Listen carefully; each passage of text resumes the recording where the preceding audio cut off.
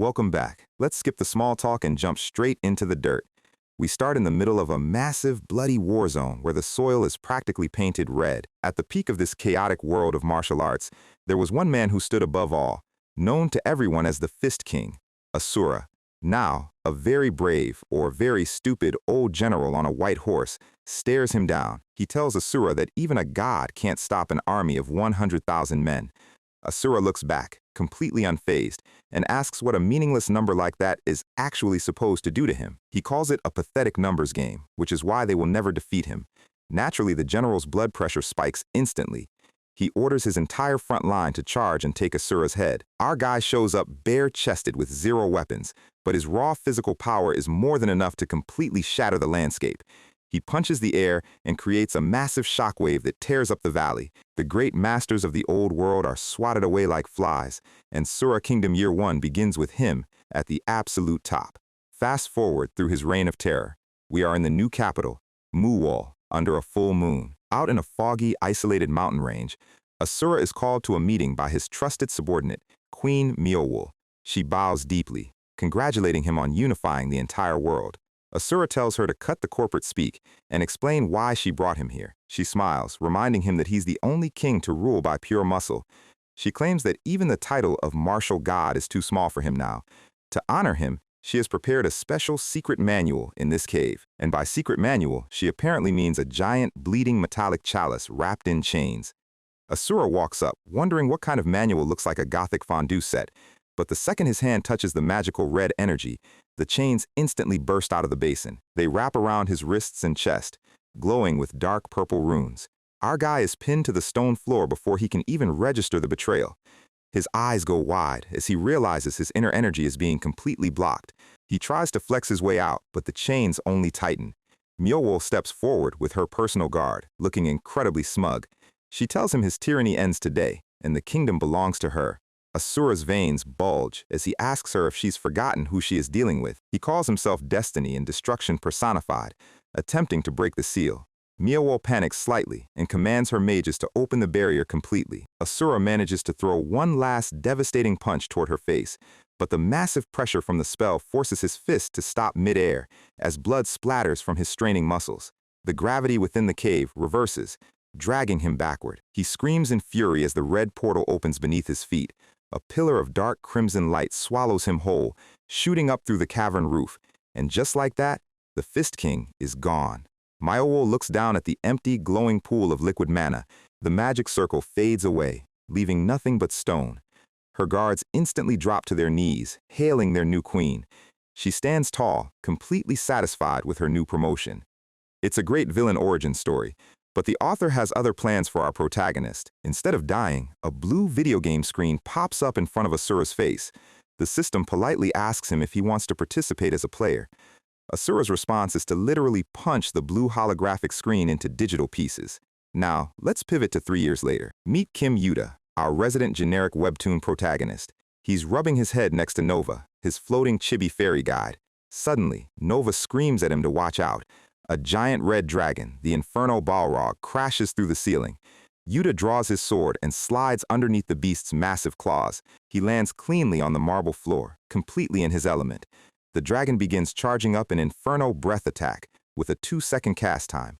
Yuta doesn't even blink as the flames illuminate the room. A massive wave of fire sweeps across the entire chamber. His passive skill, Climber's Strategy, quickly analyzes the attack. The analysis hits 100%, giving him a massive 150% fire resistance. Yuta literally stands inside the raging inferno, completely unharmed. He leaps high into the air, holding his glowing golden broadsword. He invokes the Holy Sword of Asterion to cast his ultimate skill, dropping a giant beam of holy light directly onto the dragon's head. The beast lets out a painful roar as the divine energy splits its skull. A system notification pops up. Quest complete. The 998th floor boss is dead. Yuta sheathes his sword, letting out a heavy sigh of relief. Nova floats down to his shoulder, asking why he looks so tense. She reminds him that only the very top of the tower is left now. Once they clear the final floor, they can finally go back to their families. Yuta smiles, agreeing that it's time to finish this long journey. But internally, he can't shake off this lingering, ominous feeling of dread. He stares at the massive double doors of the final boss room, sweating. Nova tilts her head, wondering why he's freezing up at the finish line. Yuta slaps his face, telling himself to pull his head together. He pushes the giant stone doors open, stepping into the blinding white light. He reassures himself that with his current maxed-out stats, no monster can stop him. But the moment he steps into the room, the dust clears to reveal a dark, muscular silhouette standing by the window. The figure turns around, his eyes glowing with an intense, fiery red light. It's Asura, looking extremely bored and slightly annoyed.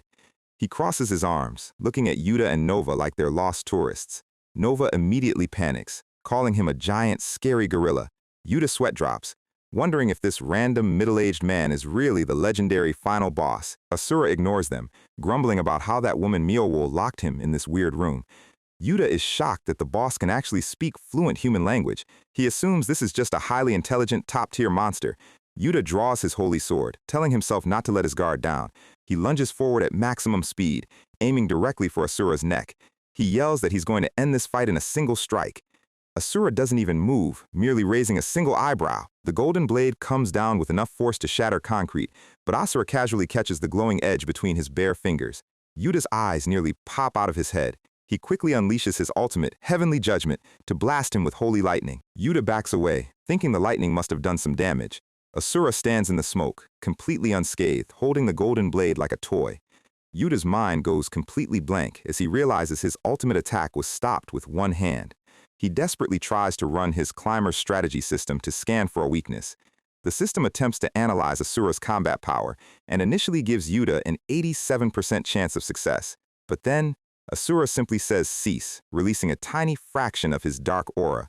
The system instantly glitched out, and Yuta's success probability drops to a pathetic 0.43%. Yuta is hyperventilating, realizing the system has never aired out like this before. He stares in horror as a massive, demonic red silhouette towers over Asura.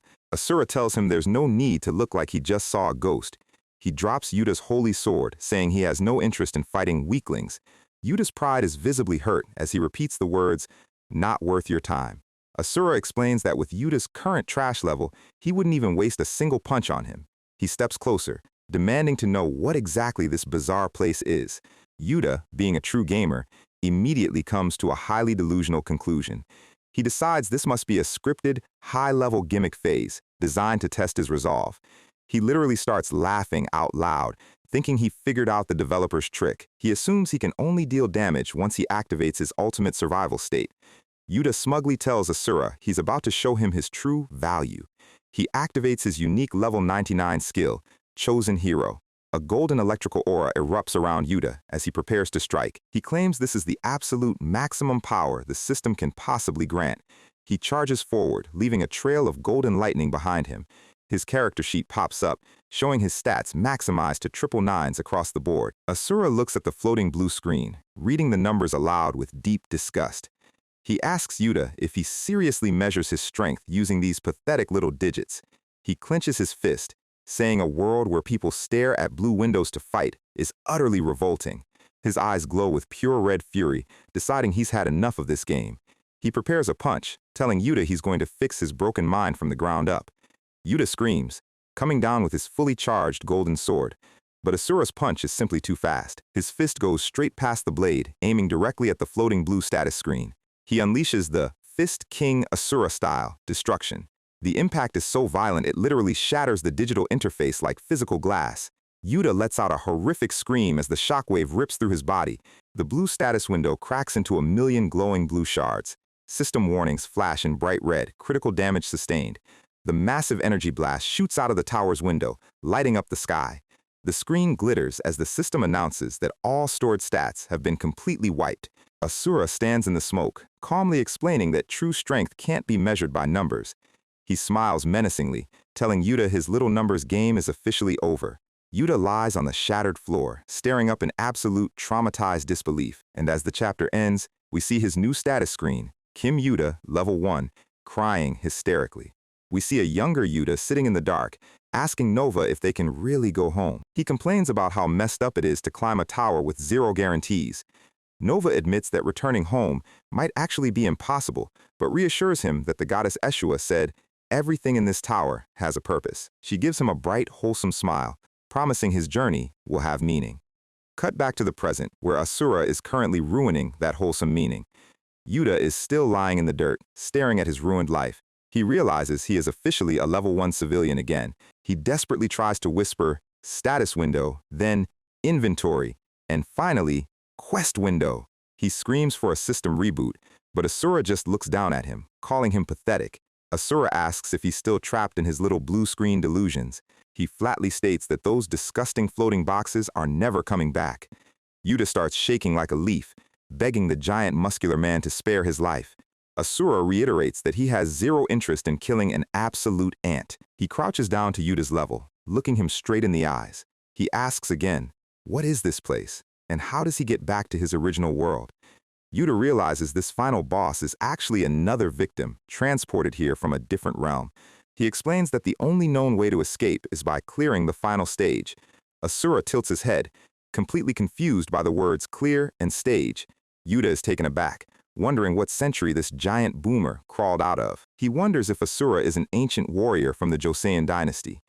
Yuta claps his hands, explaining it in simpler terms. He has to clear the tower. He tells him that clearing means conquering every single floor from bottom to top. He casually suggests Asura start taking some low-level quests to get started. Asura's face lights up with a terrifying, wild grin. He raises his massive fist, declaring he will simply crush the entire tower right now. Yuta screams in terror as Asura slams his fist directly into the floor. The entire upper half of the tower literally explodes into dust under the sheer physical pressure. Yuta's face goes completely pale as he realizes the absolute madman took his words literally. The system flashes a massive red error. Tower has been destroyed by an abnormal entity. The entire structure crumbles, sending debris falling down to the clouds. Yuta is thrown into the open air, screaming at the top of his lungs. He can't believe a human being just demolished a legendary dungeon with his bare hands. Nova dives down through the falling rocks, screaming Yuta's name. Yuta looks up, relieved to see his little fairy guide is still alive. She grabs him by his collar, using her magic to slow his fall. She apologizes for being late, explaining she had to retrieve his golden sword, but her face goes serious as she warns him that something massive is about to happen. Yuta is confused, wondering what could possibly be worse than the tower collapsing.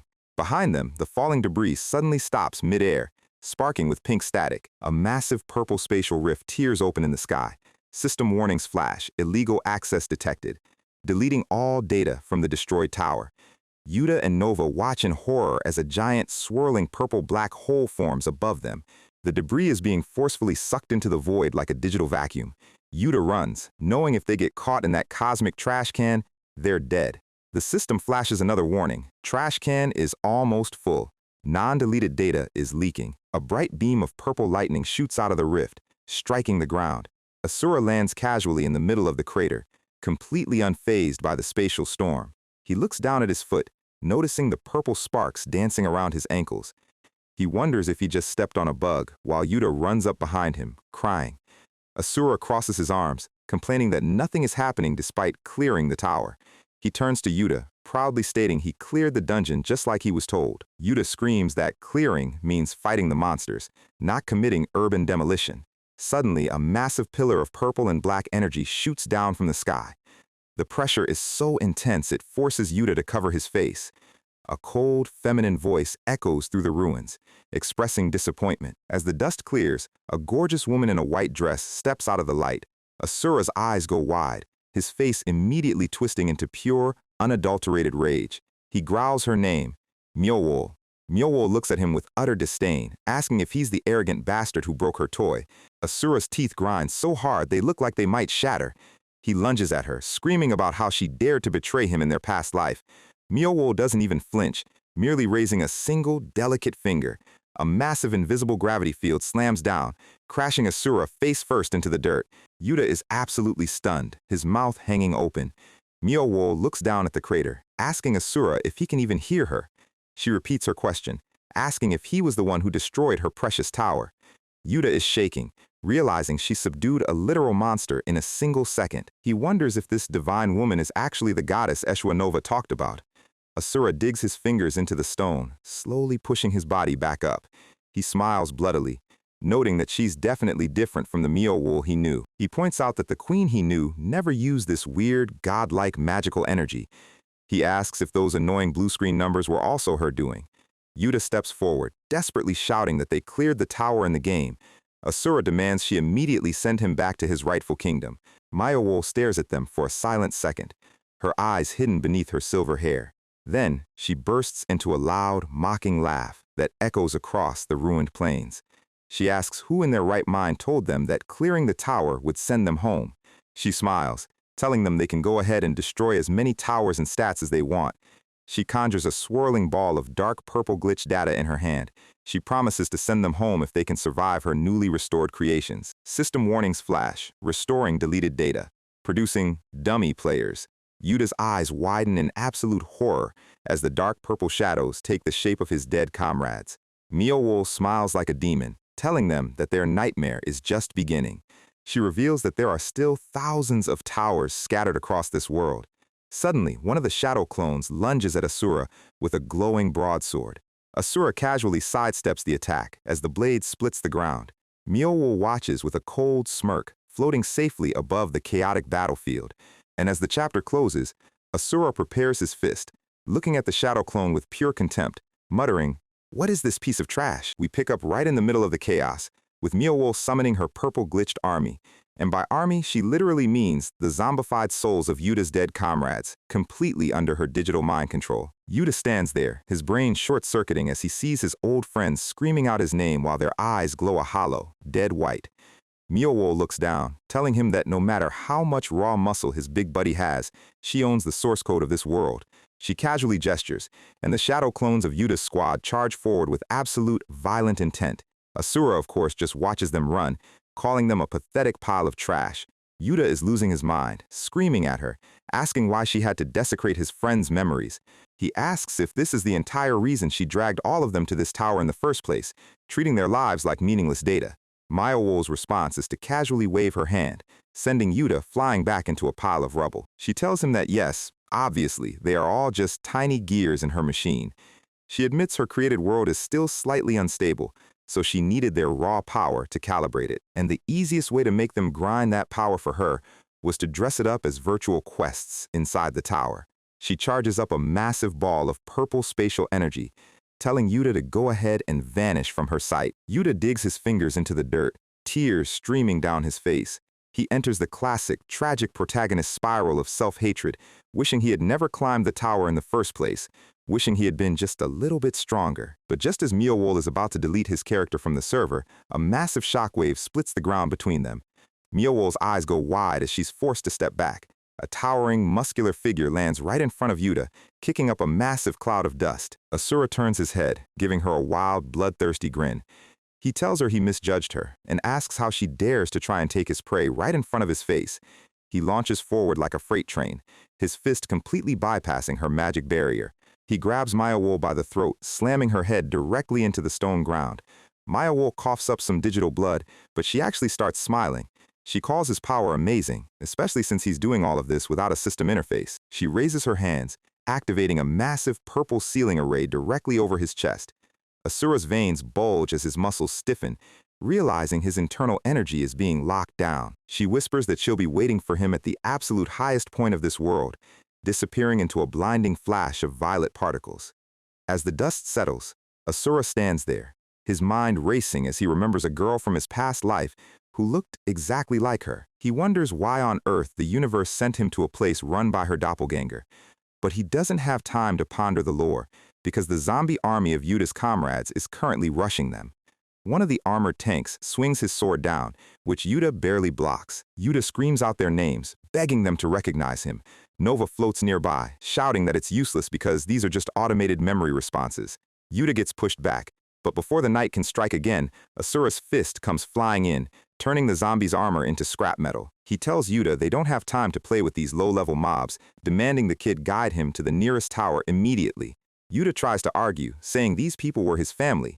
Asura narrows his eyes, telling him to look closer. He says they are just hollow, vengeful spirits now, and clinging to them won't change anything. He tells Yuta if he wants to play house with ghosts, he can do it alone, while he goes to hunt down Myowo himself. A group of shadow mages leaps from the rocks, trying to pin Asura down. He laughs, saying it's cute they think they can block his path. He winds up his signature move, Fist King Asura style, destruction. But as he swings, the earth-shattering blast doesn't happen. He looks at his hand, realizing his internal energy is completely gone. He chuckles, finding it hilarious that Myowo actually managed to seal his dantian. But even without a single drop of magical energy, this man's physical body is still a literal cheat code. He charges into the crowd using pure physical kinetic force, sending skulls and armor flying into orbit. He smashes through their ranks like a giant lawnmower, obliterating their formations with simple, raw punches. Yuta watches from the sidelines, his jaw hitting the floor. He realized Asura is an absolute freak of nature. But then, he notices the crushed zombies are starting to regenerate from the glitched purple mist. At this rate, even a human mountain like Asura will eventually run out of stamina. Yuta grits his teeth, grabbing his golden holy sword with both hands. Nova floats down, screaming at him to calm down. She warns him that since his level 99 stats are gone, his level 1 body will literally collapse under the strain of the holy sword. Yuta says he knows, but he can't let his friends' souls remain trapped in this digital purgatory. One of the shadow clones of his old mage friend crawls toward him, whispering his name. Yuta closes his eyes, bringing his sword down to put them to rest. His eyes glow with an intense orange light as he swears to get revenge for them. He tells Nova that no matter what, he will tear down Myowo's entire world. Yuta charges back into the fray, slicing through 2 zombies targeting Asura's blind spot. He shouts at Asura to keep drawing their aggro. Asura's eye twitches, completely offended that a level 1 kid is trying to give him tactical instructions. But he still throws a massive punch, pulverizing a knight's head. He grumbles about how dare the brat order him around, but he continues to act as the primary target. Yuta leaps high into the air, seeing that all the zombies have gathered around Asura. He channels his remaining life force into his blade, as his old comrades look up at him one last time.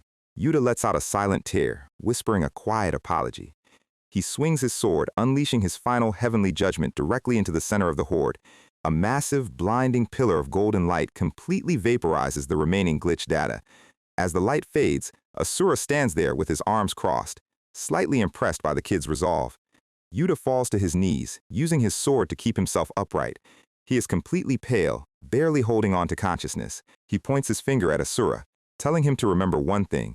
He is the one who will kill Myowo. Yuta collapses face first, but Asura casually catches him before he hits the dirt. He laughs loudly, calling the kid less than dust, but praising his courage. He carries him over his shoulder like a sack of potatoes, saying if Yuta ever gets stronger than him, he'll let him have the final hit. They walk away from the ruined valley as the sunset paints the sky. But just as we think the stage is clear, a mysterious warrior wearing a deer skull helmet with massive antlers stares down at them from the cliff, his left eye socket glowing with an ominous pink light. Asura is sitting cross-legged under a giant, roaring waterfall. He is meditating, trying to find even a single spark of his original energy. He throws a quick punch, dispersing the massive water torrent into a fine mist. He sighs, confirming his dantian is still completely sealed by Myowo's magic. He smirks, finding her attempt to lock down his power incredibly bold. He looks over at the grassy shore where Yuta is still lying unconscious. Asura walks up and casually kicks him, asking how long he plans to sleep.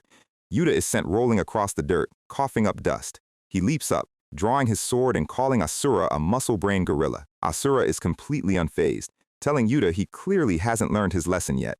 He says he has no interest in sparring with a weakling. They need to destroy all the towers immediately. Yuta sweat drops, asking why they would go around breaking perfectly good landmarks when they should be looking for Myowo.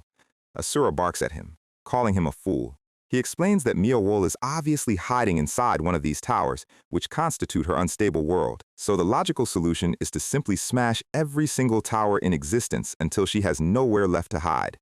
Yuta stares at him with dead eyes, realizing his new partner has completely lost his mind. Nova floats down to his shoulder, whispering that Asura is far too dangerous to travel with. She points out that he literally broke Yuta's status screen and might accidentally kill them next. Asura turns around, asking what the shrimpy brat is whispering about.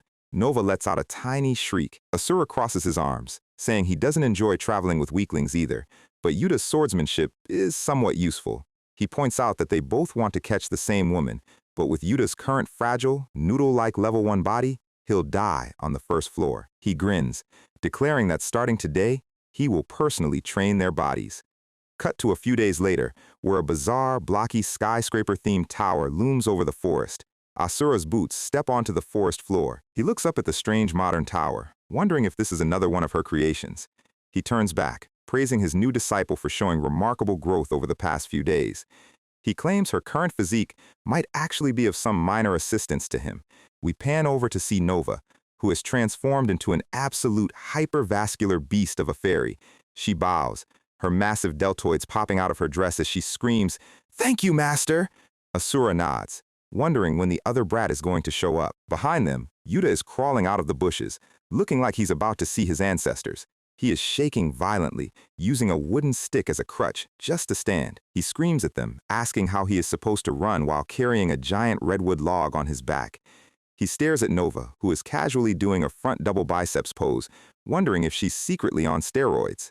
Yuta collapses onto the grass, completely drained of life. Asura looks down, calling him pathetic for barely catching up. He looks back at the blocky skyscraper, noting how weird it looks compared to the last tower. The buffed-up Nova asks if they should look for an entrance. Asura laughs, saying no entrance is necessary. His plan is to simply punch the building from the outside until it collapses. Nova cheers him on, flexing her giant arms. Yuta panics, yelling at them to think about this logically for once. But Asura is already mid-swing, his fist colliding with the steel-reinforced concrete. The entire system instantly glitters with massive red warnings. A fatal error has occurred. Forced transport initiated. A massive purple spatial vortex opens beneath their feet, sucking them into the void. Yuta screams into the wind, cursing Asura's lack of brain cells. They fall through a dark portal, materializing in a ruined, dusty modern city. Lightning crackles through the desolate streets as the spatial distortion fades. Yuta is face down on the pavement, throwing up, while Asura looks around at the skyscrapers, completely unimpressed. Nova sits up, crying because her newly acquired muscles are sore. Yuta looks at the buildings, wondering if he has somehow returned to his original world. But Nova gasps, pointing toward the nearby intersection. Yuta's eyes go wide as he sees dozens of player corpses scattered across the ruined asphalt. He realizes this isn't Earth, it's a graveyard stage. He wonders what kind of tower keeps a simulation of a dead city inside. Suddenly, a cold, echoing voice whispers, "Heed my call." Bright purple flame erupts from the dead players' bodies, their souls floating into the sky. Asura narrows his eyes as a figure descends through the purple energy. The souls gather into a single, massive ball of light above the street. A stylish man in a long black trench coat lands casually on a pile of rubble. He looks at our trio, asking if they are the newly summoned players. He tells them to give up now, because no matter how much they struggle, he is the one who rules the absolute pinnacle of this stage. He waves his hand, surrounded by a swirling purple aura. The massive ball of souls morphs into a colossal, multi-story skeletal giant, the Spectre King. Yuta is sweating bullets, realizing this summon is on an entirely different level from normal monsters. The giant skull lets out a silent, terrifying scream, its purple eyes locking onto them. Yuta screams at Asura to run because the boss is too dangerous. Asura scoffs, asking if Yuta really thinks a pile of dry bones is a threat to him. He leaps high into the air, his fist delivering a massive, raw physical blow directly to the skeleton's face. The giant skull completely shatters into a million pieces from the impact. Asura lands back on the pavement as the massive bones crash down around him, kicking up a storm of dust. He stands tall, calling the giant summon a pathetic piece of trash. The trenchcoat guy looks down, his eyes wide in complete shock as he sees his ultimate summon get one-shotted. Asura looks up, asking how he dares call himself a king when he's just a coward, hiding behind a bunch of dry bones. The Spectre King's purple eyes glow with intense fury, repeating the word coward. He unleashes a massive wave of dark energy, summoning 3 more giant skeletons, shadow wolves, and demons. He tells Asura that his physical strength is impressive, but it won't save him from an endless army. And as the chapter ends, the summoner declares he will see just how long they can survive before they become part of his collection. So, the Spectre King is currently standing in a purple glowing aura, acting like he is the final boss of a Dark Souls game. He unleashes a pack of gargoyles and skeletons to test our guy's reflexes. Asura just stares at him with that signature look of pure, unadulterated disrespect. He wonders when mid-tier mobs started thinking they could hand out pop quizzes and casually stomps on the nearest skeleton, turning it into modern art. He tells Chan-Woo that talking about tests with a physique like that is highly embarrassing. Chan-Woo's eyes glow purple as he decides to stop playing nice. He conjures a set of glowing purple chains that wrap directly around Asura's shoulders. Our guy just stands there looking at his arms like he's trying on a cheap necklace. Suddenly, a giant blue lion beast lunges from the sky, slamming its massive claws directly into the pavement. It bites Asura's shoulder with enough force to crush a tank, But Asura doesn't even move an inch. He casually looks at the beast and says it tickles, before shattering its jaw with his elbow. Chan Wu is starting to look slightly stressed as the system notifications keep popping up. He summons an entire abyssal horde of zombie soldiers to swarm the arena. Asura raises his foot, delivering a light stomp that sends a shockwave through the entire block, clearing the mobs instantly. A giant red ogre charges him from the side, but Asura blocks the fist with one hand and counters so hard the ogre's upper half simply ceases to exist. The system desperately tries to summon shackle wraiths to keep him pinned, but Asura is already yawning. Chan Wu steps back, his brain completely short-circuiting as he watches this. He pulls up his admin panel and realizes he can't detect a single stat or skill on this man. He wonders how on earth someone can have this much physical output without any code. He draws his dual purple swords, deciding to bypass the physical defense entirely. He says he'll just absorb Asura's soul and read his memory file directly. He activates his ultimate ability, Brand of Extinction, lighting up the entire ruined city. The massive energy blast blows Yuta and Nova back into a pile of rubble. Yuta is sweating, realizing this boss is actually fighting on equal footing with the muscle gorilla. He stares at Chan Wu's silhouette through the purple dust. Nova pulls on his scarf, her chibi face terrified as she begs him to run. She says she can feel it in her system code. This man's energy signature is identical to Goddess Eshua herself. A massive gust of wind sweeps across the cracked pavement. Chan Wu walks through the smoke, looking completely serene. He mentions that once he absorbs this last soul, his contract with the goddess is finally complete. He points his hand at Yuta, activating his soul absorption authority to finish his quota. But before the magic can connect, Asura blitzes in, slamming his boot onto a giant summon. He asks if the goddess Chan Wu mentioned is the same silver-haired woman who sealed his energy. Chan Wu's cold expression doesn't change as he looks at his intruder. Asura demands he tell him where she is, unless he has an active death wish. Chan Wu just smiles, saying he knew this wouldn't be an easy clear anyway. He summons dozens of glowing purple daggers floating in the air behind him. He points them all directly at Asura, declaring him the one who will die today. The daggers rain down like a purple meteor storm. Asura easily dodges the barrage, casually catching the last dagger between his index fingers. He flicks it back with enough speed to break the sound barrier. The blade grazes Chan Wu's cheek, drawing a thin line of blood. The shockwave from the throw blows apart the apartment building behind him. Chan Wu wiped the blood from his face, admitting that Asura is indeed an absurd opponent. He clenches his fist as a massive purple skeletal gauntlet wraps around his right arm. He activates the Armor of Hades, deciding to take this fight seriously. He blitzes forward, clashing with Asura. In a flurry of purple sparks, they trade devastating blows, the impact shattering the concrete beneath their feet. Chan Wu lets out a manic laugh, swinging his dual blades with maximum force. Asura blocked the strike with his bare forearm, completely unimpressed by the flashy effects. He looks down at the boss, asking if this is really the limit of his Hades armor. Chan Wu grunts, trying to pivot for a low sweep. He spins mid-air, attempting to catch Asura off balance. Asura just notes that Chan Wu is still relying far too much on his virtual tools. He drives a clean, massive punch directly into Chan Wu's chest. The impact creates a colossal explosion that completely craters the entire street block. Chan Wu staggers out of the smoke, his armor cracked and his breathing heavy. But instead of panicking, he starts laughing maniacally, saying Asura is strong, at least for now. He reveals that Goddess Eshua gave him this tower as a sandbox, but since his admin privileges weren't fully unlocked, he made a contract to sacrifice 10,000 player souls to become the true successor. And with his latest purple spell, he has snatched Nova's floating soul directly from her body. Yuta screams in horror as he sees his little guide fairy glowing purple in Chan Wu's hand. He charges forward blindly, completely forgetting he is a level 1 civilian. A giant gray demon minion intercepts him mid-step, slamming a fist directly into Yuta's chest and sending him coughing blood onto the pavement.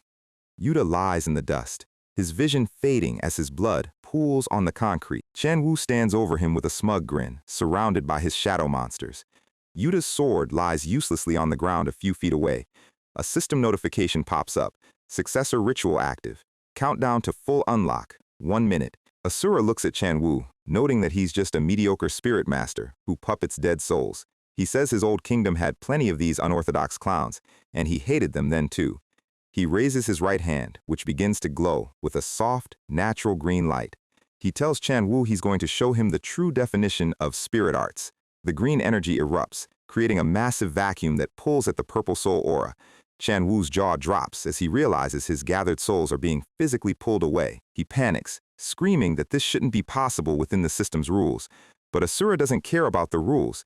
He redirects the green vital energy directly into Yuta and Nova. He tells the kids to wake up, because it's their turn to crush this pretentious clown. The green spiritual energy flows over Asura's hand like a river of raw code, leaving Chan Wu completely paralyzed with shock as his contract database is hacked. Yuta and Nova stand up, their bodies glowing with an ethereal teal light. Asura crosses his arms, telling them to run wild and destroy their opponent. Yuta looks down at his hands, realizing his physical body is still lying on the floor, and he is currently floating as a ghost. He screams at Asura, asking if he actually killed him and demanding his body back. Asura sighs, calling him a loud brat who has zero understanding of spiritual medicine.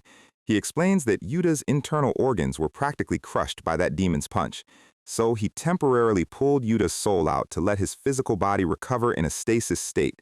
He adds that he also stole a chunk of Chan Wu's soul database to boost Yuta's spiritual form. Yuta flexes his spiritual fingers, admitting that he does feel oddly powerful. He draws his glowing holy sword, standing tall alongside a determined-looking Nova. Chan Wu's face twists with rage as he realizes his 10,000 soul quota has been glitched. He yells that enough is enough, releasing a massive wave of dark purple mana.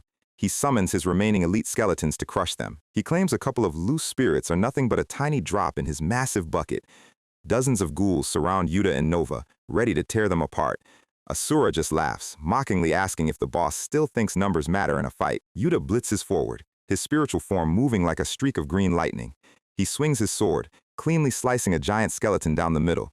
The cuts are so clean the bone fragments instantly vaporize into green pixels. He spins, delivering a massive horizontal slash that clears the front line. Chan Wu's eyes go wide, unable to comprehend where this level 1 kid got this much speed. He remembers that Yuta was practically coughing up his lungs just a minute ago. A massive pack of demonic gargoyles drops from the sky to surround them. A group of giant skeleton knights towers over Nova. Yuta screams her name, trying to rush to her side. He worries that Nova hasn't recovered her combat systems yet, but Nova just looks at the giant skeleton with an incredibly deadpan expression, her eyes suddenly glowing with a bright, terrifying green spiritual light. She casually swipes her hand, a massive wave of green energy vaporizing the entire group. The explosion completely levels the surrounding block. Nova looks at her tiny hands, completely surprised by her own spiritual output. Asura watches from the side, looking like a proud, muscle-brained uncle. Yuta runs up to Nova, asking if she's really all right. She nods, but Yuta notes that this spiritual buff is temporary, and they need to finish the boss fast. Chan Wu's desperation is visible as he summons his final wave of monsters. Asura narrows his eyes, his gaze locking onto the boss's floating status screen. He sees Chan Wu frantically tapping on the blue holographic window to redirect his remaining mana. Asura tells Yuta that to stop a system user, they must first destroy their digital window. He admits that since his Dantian is sealed, he can't use his signature long-range blasts easily. Yuta points out that even with his energy sealed, Asura was still using spirit arts. Asura grins, agreeing that utilizing external chi from the environment is child's play for him. He looks at Yuta's glowing spiritual form, noting his chi is quite high quality. He bluntly tells the kid to offer his soul to him for a single punch. Before Yuta can even process the request, the remaining shadow army charges them. Chan Wu's admin screen flashes a massive warning. Required soul count insufficient. He curses, realizing his succession quest is about to fail due to the countdown.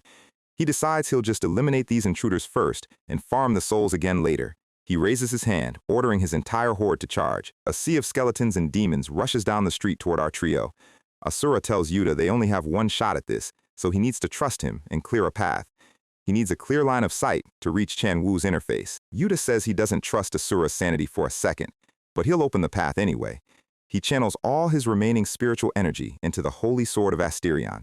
He swings, casting a massive celestial judgment horizontal cut that clears the entire street. Chan Wu laughs, calling them fools for wasting all their power on the trash mobs. He claims they don't have enough energy left to deal with his main shield, but Asura is already standing directly in front of him, his silhouette eclipsing the sun. He smirks, noting that every time a monster died, Chan Wu kept checking that blue window. He wraps his fist in the green spiritual key Yuta offered him. He tells Chan Wu his tiresome numbers game ends here, driving his fist straight into the center of the blue holographic status screen. He unleashes the Fist King Ashura style destruction at point-blank range. The status screen of Lee Chan-woo level 99 successor completely shatters like cheap glass. His stats, title, and HP bar crumble into digital fragments. Chan-woo lets out a horrific scream as his entire power source is physically deleted. He clutching his face, unable to accept that his 3 years of grinding were destroyed so easily. His system, his power, and his world are completely turning to ash. System warnings flash in bright red. Soul data damaged. Souls deleted. Succession ritual failed. Yuta's soul is pulled back into his physical body, and he gasps for air. He pushes himself up from the pavement, realizing his chest is completely healed. He looks at his hands, amazed that his body recovered, just like the muscle boomer promised. He looks up at Asura, wondering what this man's true identity actually is. Asura just stands there, looking as massive and imposing as ever. In the background, Chan-woo is on his knees, screaming in absolute heartbreaking despair. He cries that it wasn't supposed to end like this. He glares at Asura, shouting that because of him, the only way to save his original world from destruction has been permanently lost. Right in the middle of Lee Chan-woo's final, desperate mental collapse, his mind flashes back to 3 years ago, when he was just a regular high school student walking home with his headphones on, completely oblivious to the world. Suddenly, massive purple rift portals tore open in the sky above his city. He watched in pure horror as his hometown was turned into a war zone, skyscrapers collapsing into burning heaps of concrete. The system summoned endless monster waves that slaughtered his friends and left his family lying lifelessly under the rubble. He fell to his knees in the middle of the burning streets, crying his eyes out, experiencing the absolute worst day of his life. That's when Myeowol appeared before him like a divine savior, offering him a status window and a contract. Cut back to the present, where Yuta is standing in the middle of the ruined street, asking why Chan-woo's world is suddenly doomed if they are all from different realms. Chan-woo clutches his head, admitting that his world was set to be permanently deleted. He climbed the tower with the sole, desperate goal of saving his family. And when he reached the absolute top, he learned a tragic truth. Whoever conquers the tower is granted the divine power to create a brand new world. Yuta's eyes go wide, repeating the words, "Create a new world." Chan-woo explains he wanted to use that power to reconstruct his hometown exactly as it was, so he could play the role of the ultimate hero and protect everyone. He clenches his fists so hard his knuckles go white, screaming that Asura and Yuta ruined his only chance to complete his contract. Asura steps forward, looking down at him with an icy glare. He tells Chan-woo to save his pathetic, cowardly excuses. He asks why Chan-woo ran away to a virtual tower when his actual world was ending. He points out that playing hero inside a fake digital simulation is completely meaningless. He takes a step closer, telling Chan-woo he has forgotten what reality actually is. He claims the kid just wanted to escape his pathetic grief and play savior in a safe zone. Chan-woo screams at him to shut up, his face twisted in pure rage, and lunges forward with his sword for one last desperate strike. Asura casually ducks, driving a heavy body punch directly into his ribs. The raw impact sends Chan-woo sliding 50 feet across the cracked asphalt. He coughs up blood, whispering that he really just wanted to see his family again. We see a brief memory of Myeowol offering him the choice: either go back and fight the endless monster wave to save his world, or accept her special quest to recreate a comfortable simulation inside her tower. Chan-woo stood before her massive throne, completely exhausted. She tempted him, asking if he wanted to be a forgotten soldier in an endless, bloody war, or a worshipped savior in his own custom-made paradise. He chose the cowardly option, inheriting her tower's corrupt power. Back in the present, massive system alerts flash red. The tower's system is collapsing. Yuta and Nova look up as the sky literally starts peeling away like old wallpaper. Yuta panics, shouting at Asura that they're about to be deleted along with the stage. Chan-woo looks up at Yuta, his purple eyes fading. He mentions that Ashua once told him all towers lead to a single path. Yuta tilts his head, confused by the concept of a single path. Chan-woo says if they reach the end of that path, they will find the goddess. He tells Yuta to find that path if he wants to get his answers. Yuta asks why on earth he is giving them this information now. Chan-woo lies on the crumbling stone, admitting he finally sees the truth. He admits Asura was right. He was just a coward playing a hero game, and since he gave up the chance to fight for his real world, he has no reason left to exist in this virtual nothingness. A purple exit portal opens behind them as concrete chunks begin to rain down. Asura looks at the dying boss, noting that he was a coward, but not pathetic. He walks toward the portal, telling Yuta it's time to leave. Yuta is horrified. asking if they are seriously going to leave a dying man under the rubble. Asura turns, telling him to shut his ignorant mouth. He explains that Chan Wu was defeated in a life-or-death battle. Allowing a defeated warrior to choose his own place of death is the ultimate martial mercy. Yuta grinds his teeth as Nova screams that the timer is hitting 0. The surrounding skyscrapers are literally falling into a digital black hole. But Yuta's new character growth kicks in. He runs back, picking up Chan Wu's body and tossing him over his shoulders. Nova screams in panic as Yuta charges toward the portal with the extra weight. Chan Wu weakly asks what he's doing, saying his character data is already corrupted. He says there is no reason for him to live even if he escapes. Yuta screams that even if he doesn't have a reason now, he'll find one as long as he keeps breathing. Chan Wu looks at the kid's stubborn face, completely stunned. He asks for his name as they dive through the purple spatial rift. Yuta yells his name as they tumble through the portal. Chan Wu smiles weakly, noting it's a very peculiar name.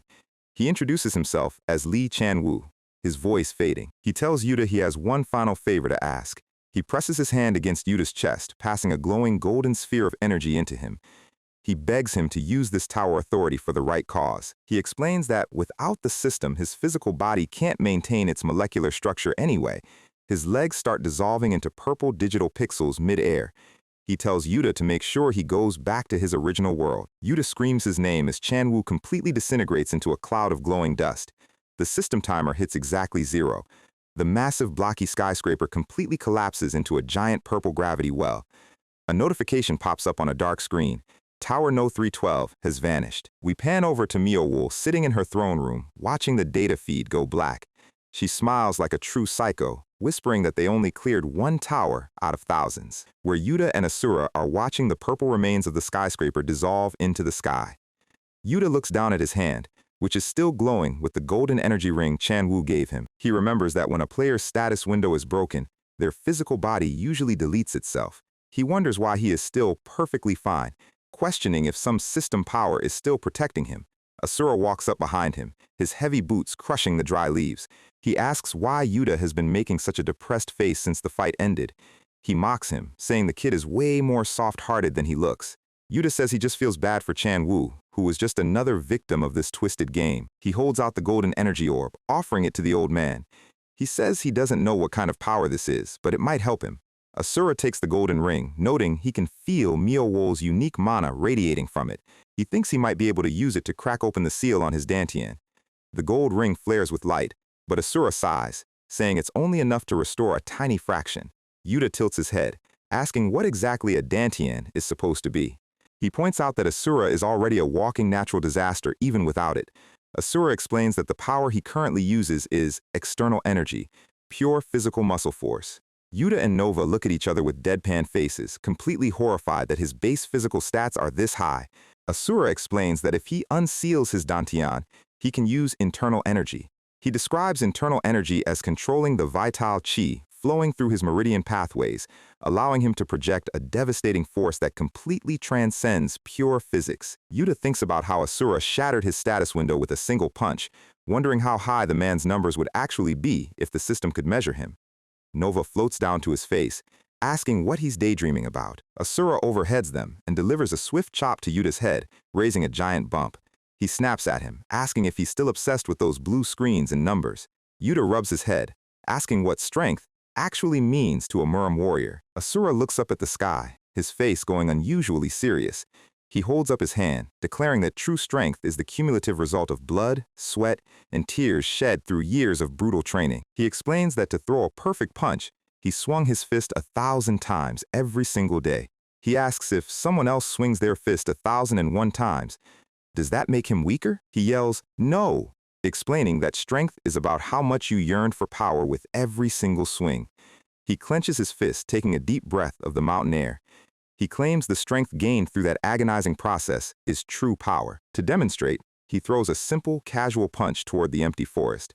The sheer wind pressure from his fist carves a massive, mile-long trench straight through the mountainside. Yuta and Nova stand completely frozen, their eyes popping out of their heads. Asura turns his head, asking the kid if he finally understands. He looks down at the glowing gold ring, grumbling that the real problem is how to use this weird mana. He clenches the gold sphere, wondering what Mio-Wool is planning in this world. His eyes glow a dangerous red, promising to squeeze the answers out of her. we get a beautiful transition shot of the lush green mountain range. Yuta walks up, asking if it's Asura's first time seeing this kind of energy transfer. Yuta says he thought everything would end once they conquered the tower, but the lore is getting way too deep. Asura turns his back, looking into the deep woods. He wonders if a certain uninvited guest hiding in the bushes has some answers for them. Yuta gasps, looking around in a panic. Asura asks if the stalker is also lusting after the Golden Tower authority. He commands the spy to reveal themselves immediately. A loud thud echoes as a heavy leather boot steps onto a rock. Out steps the giant warrior wearing the horned deer skull helmet. Yuta panics, wondering if this is a high-level field boss that survived the tower collapse. The warrior draws a massive, heavy executioner's battle axe. Asura laughs, saying he prefers a conversation with weapons anyway. The deer skull warrior lunges forward at insane speed, kicking up dirt. She swings her giant axe with a heavy metallic slice through the air. Asura easily ducks under the massive blade, his long hair flying.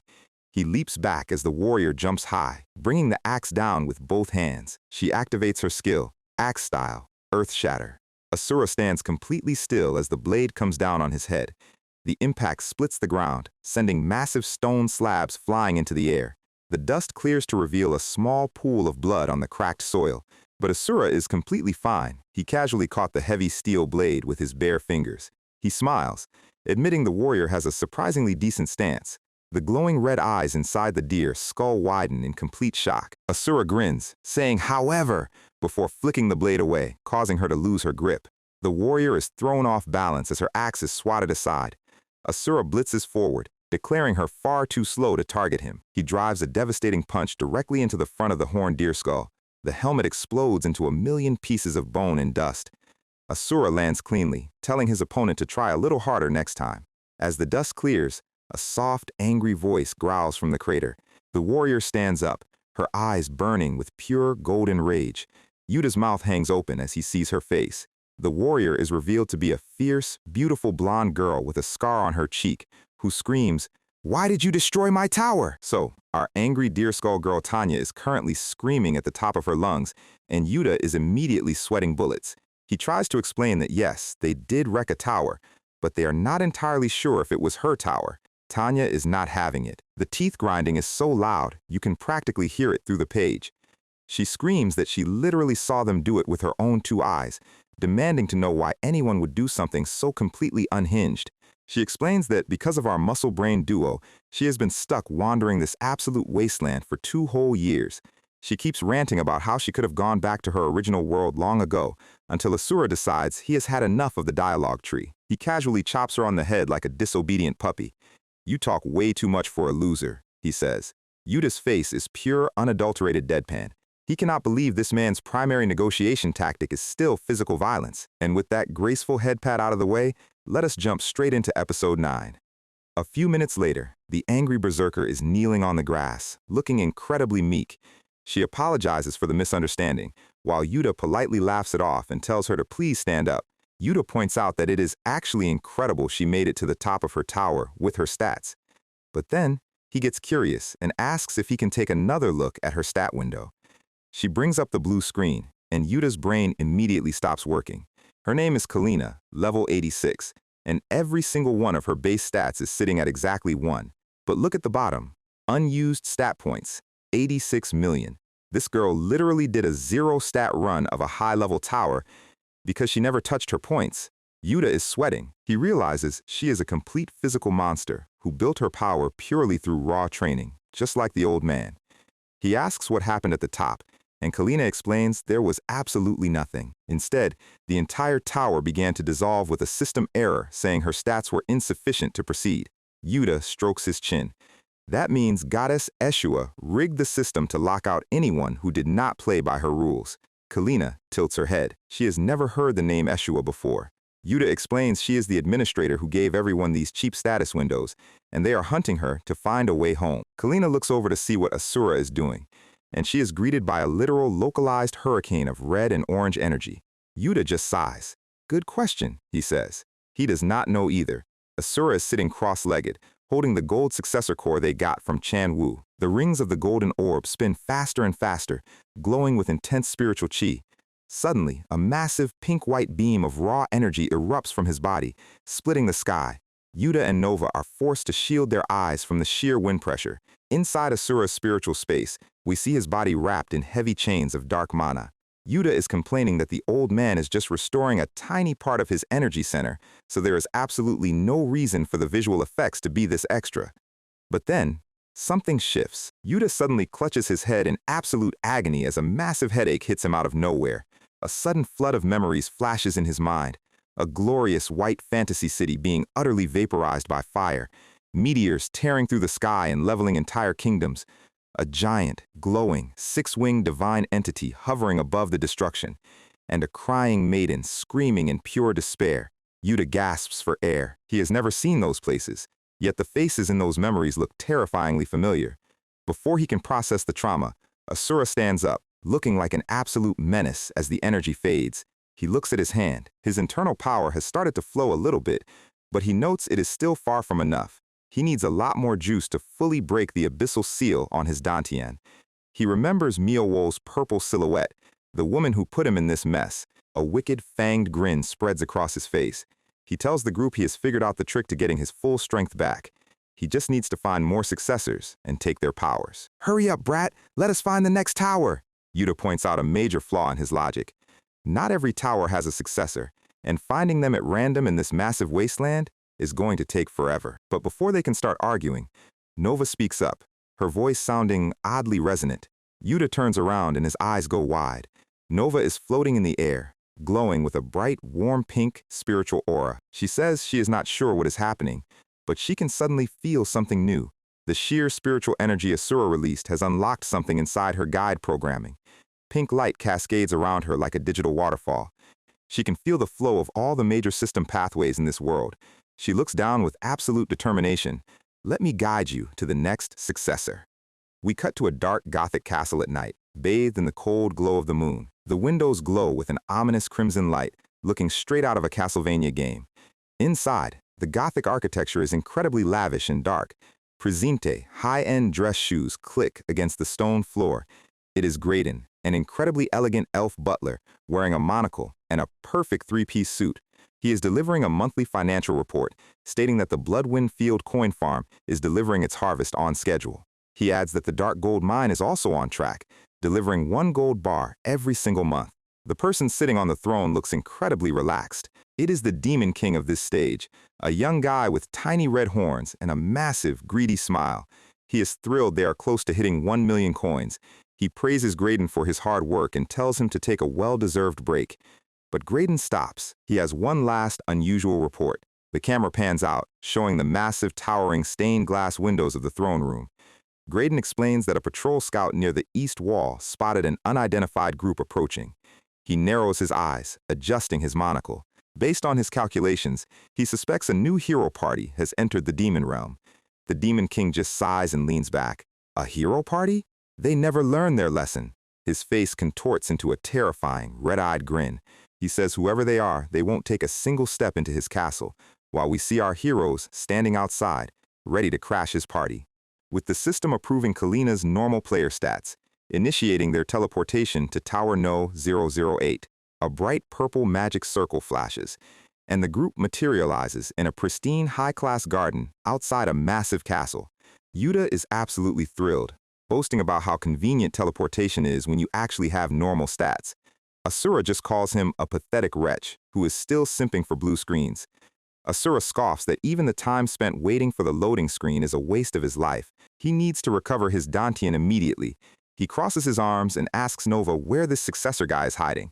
Nova points her tiny chibi finger directly at the massive, expensive-looking royal palace sitting right in the center of the stage. Inside the palace's grand throne room, a loud voice echoes. An incredibly angry, gray-bearded king is screaming at a spiky-haired guy, demanding to know how many times he is going to fail to defeat the Demon King. The guy is Evan James, the stage's official hero. He casually scratches his head and claims his legendary gear just randomly broke at the last second. He smugly suggests that if the king would just fund some slightly better equipment, he might actually win this time. The king looks like he is about to have a stroke. He yells that they literally gave him top-tier S-rank gear just a few months ago. Evan just laughs it off, saying the weapons weren't really his style. Then, he has the absolute audacity to ask if they can recruit some new, highly attractive saintesses. claiming his divine holy power has been feeling a bit weak lately. The king's teeth grind so hard they might shatter. He slams his fist down. Evan James, your shamelessness truly knows no bounds. You are no longer the hero of this kingdom. Guards, banish this freeloading parasite immediately. Evan finally starts to sweat, raising his hands and babbling about some secret weapon he has been preparing. The king is not buying it. He screams that Evan has just been using the war as an excuse to drain the national treasury and live like a spoiled influencer. If you do not leave this castle right now, I will have you executed on the spot. Evan rolled his eyes. Wow, you're really being extra today. Do you even know how much effort I put into? Before he can finish his sentence, the entire back wall of the throne room explodes in a shower of concrete and dust. The royal guards are completely blindsided, coughing in the smoke and screaming in confusion. And out of the dust steps Asura looking like an absolute force of nature. Nova floats in, pointing at Evan. Mister, that's him! I can feel the successor's power coming from that smug ginger. Asura does not waste a single second. He lunges at Evan, demanding he hand over his power core if he wants to keep his head attached to his shoulders. The royal guards charge in, screaming at Asura to stand down for defiling the royal palace. Asura just balls his fist, the veins popping in his forearms. He unleashes a casual, low-effort punch, creating a physical shockwave that sends the armored guards flying across the room. Evan watches this, and instead of being terrified, a massive, sleazy smile spreads across his face. The king is speechless. 2 elite royal guards were just cleared out like bowling pins with a single punch. Evan realizes his ticket out of banishment just walked through the wall. He runs to the king, pointing at Asura. Look, your majesty! This is the incredibly powerful secret weapon I was talking about! Yuta and Kalina stand in the background, their faces completely deadpan. They cannot believe the level of shamelessness they are witnessing. Evan boasts that with these S-rank monsters, they will easily crush Demon King Belzar. Asura's forehead has a massive vein popping. What did you just call me? We transition to the town streets outside as we hit the title screen, and we see Evan getting thrown headfirst into a pile of wooden barrels. Safe to say, Asura's negotiation was very physical. Asura stands over him, looking ready to turn him into paste. What kind of absolute garbage are you spouting, boy? Evan rubs his head, laughing it off. He asks if they are new players or fellow successors. Yuta steps forward, trying to be the adult in the room. Well, actually, we are. Evan immediately throws his arm around Yuta's shoulder like they are best friends. Doesn't matter. It seems you guys are after my successor power. In that case, let's team up and clear the Demon King raid together. Asura is shrouded in a dark, fiery aura. Shut up. I don't do chores. I'm just going to extract that power from your cold body. Evan's smug eyes narrow. Oh? Really? Then go ahead and try it.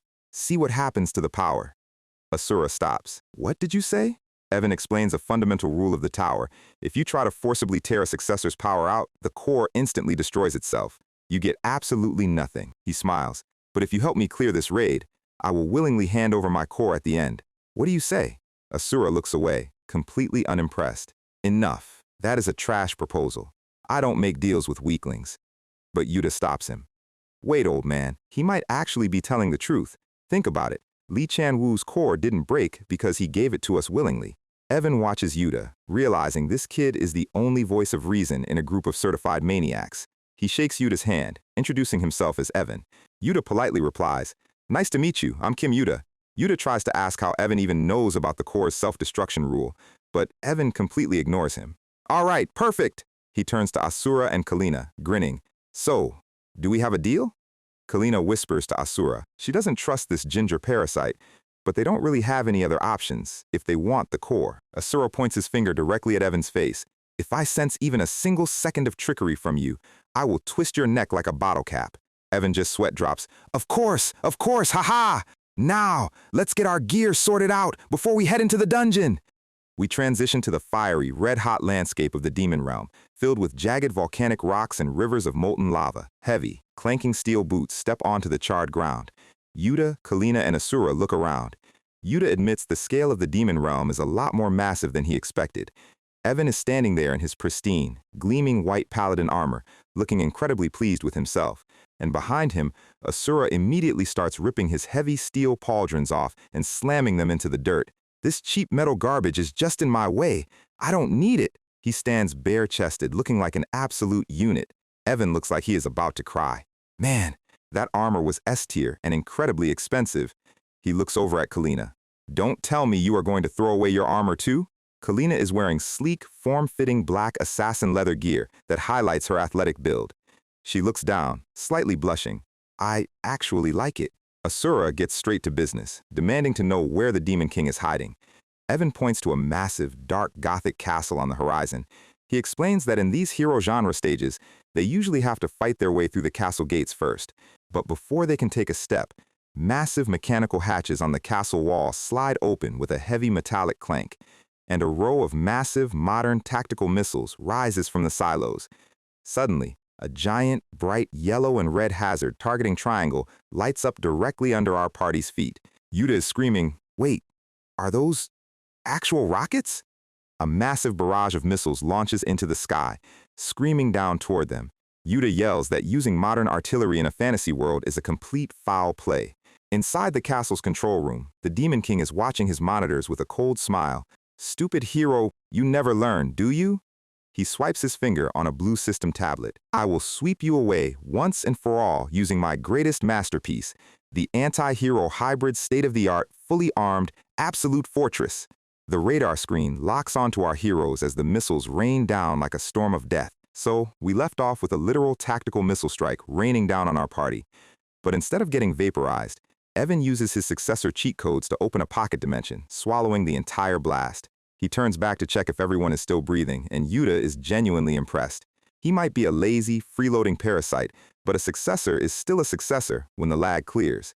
Evan grinds his teeth, visibly annoyed that the Demon King is going all out from the very beginning. He tells the group to pay close attention to their surroundings. Apparently, every single inch of this volcanic hellscape is a weapon, designed personally by the Demon King to keep people out. And to prove his point, a massive, multi-barreled Gatling gun rises directly out of the stone. The floor erupts as high-caliber rounds tear through the rock, forcing Yuta and Evan to dive for cover. We see Demon King Belzar standing comfortably on his Gothic balcony, holding the massive Gatling gun. He laughs maniacally, mocking Evan for bringing a new batch of delivery boys to die in his courtyard. Evan is absolutely furious, demanding the Demon King stop hiding behind automated turrets and fight him like a man. He vows that no amount of cheap defense systems will stop him this time. Belzar just grins, completely unbothered by the trash talk. He brings up his blue system window, telling them he is going to resist that threat with everything he has. Yuta's eyes go wide. He realizes the Demon King is using a standard player interface, meaning the boss of this dungeon is actually another player. Belzar swipes on his screen, telling the heroes to watch closely as the map updates. Blue, volumetric coordinate blocks materialize from the sky, completely rewriting the physical space around them. The system confirms a new dungeon map is being loaded, forcibly teleporting the entire party inside. And we land inside a dark, Gothic brick maze filled with toxic green mist and human remains. Yuta is immediately separated from the group, falling flat on his back. He stands up, complaining that he barely touched a single wall before a trapdoor dropped him into this mess. Suddenly, a massive swinging axe trap slices through the air, and Kalina casually leaps in, shattering the stone blade to dust with one swing of her heavy executioner's weapon. She lands gracefully, asking Yuta if he is hurt. Yuta lets out a sigh of relief, thanking his lucky stars she is on his team. She looks around, asking where the others went and what kind of bizarre prison they just got dropped into. Yuta explains that they are trapped in a classic dungeon layout, noting that these places usually appear as complex mazes in video games. He describes the typical layout, corridors designed to disorient you, traps, and monsters hidden around every corner. Kalina nods, admitting she already tried taking several different paths, only to end up exactly where she started. She looks worried, wondering if they can even find a way out of this looping nightmare. Yuta tells her they need to focus on finding Asura and Evan first. He is confident that if they find the old man, Asura will have a highly direct way of breaking through this entire system layout. And we cut to Asura, who is doing exactly what Yuta predicted, literally punching a massive hole directly through a solid brick wall. Evan is screaming his head off, telling him that destroying the structural integrity of the maze is just going to get them even more lost. Asura tells him to shut his mouth, calling him a pathetic windbag who does nothing but run his jaw. He walks through the smoking crater, declaring he will carve his own path. Evan sighs while Nova floats nearby, watching him pull out a fancy gold compass. He is holding a premium navigation item, but even with his pay-to-win gear, the arrow is spinning wildly, completely useless against the dungeon's distortion. He sits down on the stairs, completely defeated, complaining that he can never even get close to the Demon King's throne room. He looks down, muttering that if he fails again, he can never show his face back in the kingdom. Nova floats down, asking him a very serious question. She demands to know why he hid the fact that there is another successor inside this very tower. Evan plays dumb, claiming he has absolutely no idea what she is talking about. Nova gets angry, telling him to stop pretending. She felt the exact same signature of successor power radiating from Belzar. We see a brief image of the Demon King, cold and menacing. Evan's lazy smile slowly returns, calling her an incredibly sharp kid. He admits she is right. There are indeed two successors in this tower. Nova asks if he is talking about the Demon King, and Evan nods. He explains that they originally cleared the tower floor together as a duo, but Goddess Eshua split the successor power right down the middle because they refused to play solo. One half went to the human realm with Evan, and the other went to the monster realm with Belzar. Nova looks shocked, realizing the systemic trap. Evan smiles, explaining that he wasn't lying about giving them his power. It's just that his core is incomplete until he kills his other half. He sits in the shadow, his expression turning cold. He says he has absolutely zero interest in playing the hero or managing this tower. His only true goal is to put a sword through Demon King Belzar's chest. Then, he suddenly laughs, brushing off the dark tone and telling her not to take a boring story too seriously. Before they can continue, another wall explodes, and Asura walks out of the dust, looking highly annoyed. Evan throws his hands up, shouting that he told him they would just loop back to the start if he kept smashing walls. He starts explaining the mechanics of escaping a looping dungeon, but Asura tells him to cut the windbag speech. Asura glares into the dark corridor, stating he has already found the exit. The air grows heavy as a dark presence fills the hallway, and out of the shadows steps Graydon, the elegant elf butler, holding an unsheathed rapier. He looks at them with a cold gaze, wondering if the self-proclaimed hero has finally managed to crawl his way out of the maze. With Yuta and Kalina standing in front of a stone dragon statue, they have returned to the exact same starting courtyard for the fourth time. Yuta realizes that if they take a single wrong turn, the dungeon resets their progress entirely. Kalina looks at the dragon statue, pointing out that something about it seems slightly off. She asks if the statue was always this small. Yuta looks closely, agreeing that it definitely looks smaller and the carving is much cruder than before. Suddenly, a light bulb goes off in Yuta's head. He tells Kalina he has figured out the trick to this entire dungeon. He tells her to trust him and turn right back around to go the way they just came. Kalina looks at him like he has lost his mind. She asks what possible good backtracking will do. Yuta laughs, telling her not to be so rigid. He says wandering aimlessly is a waste of time, so they might as well test his theory. Kalina sighs, nodding her head in agreement. They walk back through the dark stone archway together. She looks down at their footsteps, asking how this loop is even possible. They step through the corridor, only to emerge in the exact same courtyard. But Yuta gets a massive, triumphant grin on his face. He explains that even though the room looks identical, they have actually advanced to the next stage of the puzzle. He points toward the wall, and Kalina's eyes go wide. One of the stone torches on the wall is now actively burning. Yuta explains that to open the exit, they need to light all the torches by actively searching for anomalies. Kalina crosses her arms, asking him to explain what on earth he means by that. She asks what a dungeon anomaly actually is. Yuta breaks it down simply. An anomaly is anything that is different from the room's default state. A spike trap suddenly appearing out of nowhere, or a strange eye emblem glowing on the brickwork. All of these are anomalies. He explains the rule using a cute cartoon diagram. If everything looks perfectly normal, you keep moving forward. But if you spot even a single weird detail, like a trap or a skull that wasn't there before, you must immediately turn back. They just have to repeat this process until all the torches are lit. Kalina just stares at him in dead silence, looking incredibly skeptical.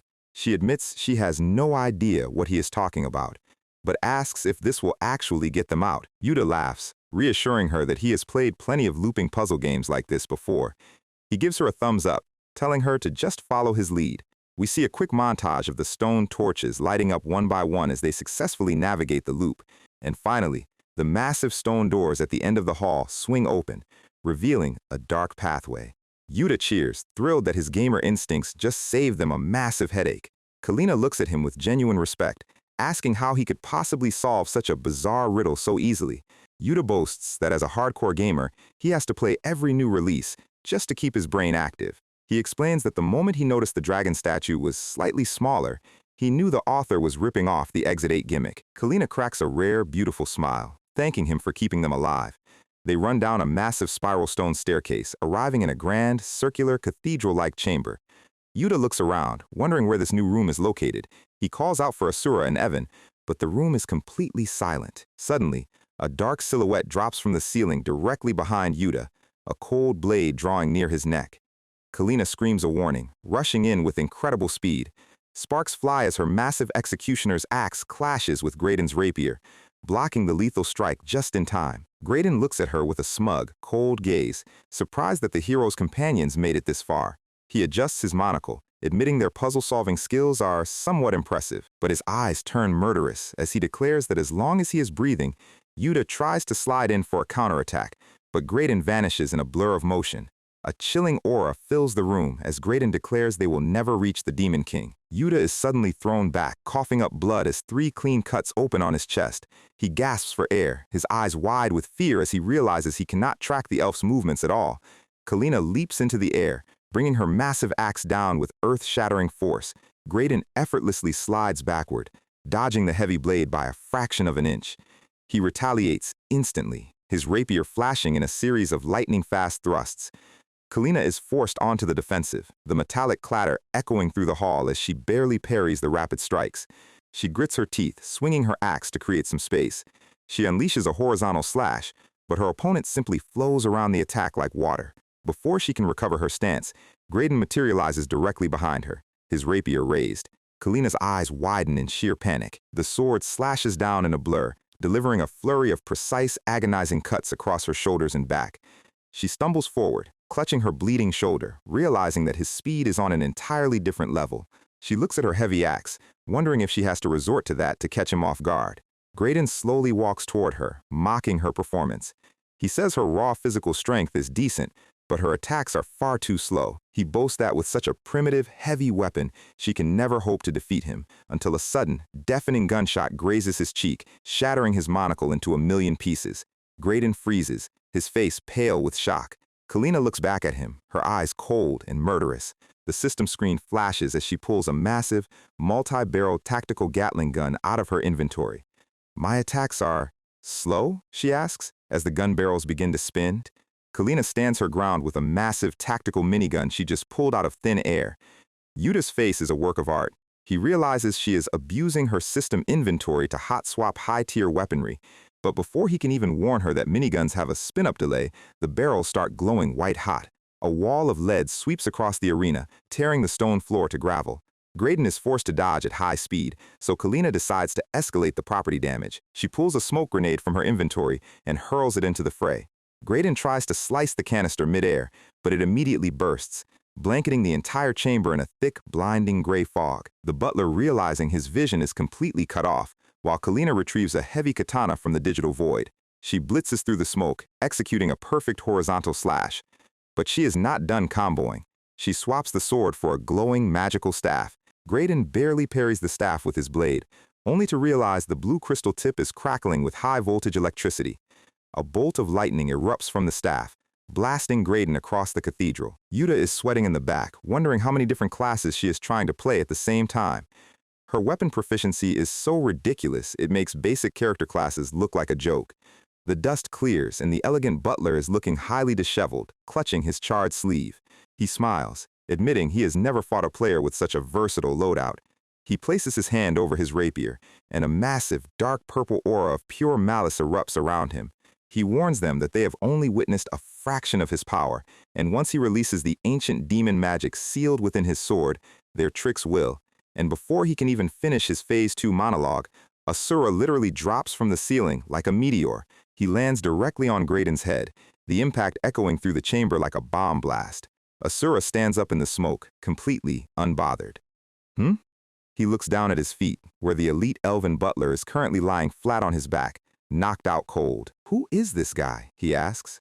Yuta and Kalina look up at the massive vertical shaft Asura just punched through the ceiling, realizing the old man bypassed the entire labyrinth by simply destroying the map layout. Yuta just sweat drops. He should have known the speedrun tactic would involve structural damage. Evan runs out of the hole, laughing hysterically at the sheer simplicity of the solution. He slaps Asura on the shoulder, praising him for being a certified genius. Asura just glares at him, telling him to shut up. He points at the unconscious elf on the floor, asking what his deal is. Evan explains that this guy is Graydon, the Demon King's right-hand man. Apparently, he is the gatekeeper boss who always blocks the hero party from reaching the castle. He notes that Graydon's second phase is usually a complete nightmare to deal with. He laughs, saying they are incredibly lucky Asura flattened him before his boss music could even start. He praises Yuta and Kalina for surviving a fight with such a high-level opponent. Yuta politely declines the praise, admitting he just watched from a safe distance while Kalina carried the lobby. He looks around, wondering if the dungeon is officially cleared now. He figures the exit portal should be popping up any second. Kalina points toward the back of the room, where a massive double door is now glowing with a bright pink spatial energy. Yuta smiles, eager to head out and take down the Demon King. He suggests they keep this momentum going, but Asura stops them. He grabs Evan, demanding to know how many more of these cheap mazes they have to clear. He wants his fight with the Demon King, and he wants it now. Evan tells him to relax, promising they are almost at the final stage. He says the main boss room is right behind the next portal. Yuta looks a bit skeptical, asking how he can be so absolutely sure about the layout. Evan just chuckles, saying it is obvious gaming logic. The main boss always sits right behind the mid-boss. He slaps Yuta on the back, claiming he is quite the enthusiast himself. He flashes a wide, cheerful smile, telling the group to head through the portal first while he checks the room for any leftover loot. Yuta looks at him for a quiet moment, then simply nods. The party steps through the pink portal, leaving Evan behind. As soon as the portal closes, Evan's cheerful expression completely vanishes. He stands over the unconscious elf, his face turning dark and manipulative. He looks down at Graydon, muttering about finishing what remains. He extends his hand, and a massive, pink dimensional circle manifests. He activates his inventory skill, the Otherworld's Universal Warehouse. The skill literally pulls Graydon's body off the ground, digitizing him into pink cubes. The elven butler is sucked into the void, leaving Evan standing alone in the quiet chamber. A chilling smile spreads across his face as he checks his system data. And we see inside his storage dimension, there are literally dozens of identical Graydon clones locked in glass tubes. He smiles, muttering that this is the 70th one, and tells Belzar he better put in a bit more effort. Yuta and Nova look around the massive Gothic entrance hall, completely amazed by the scale.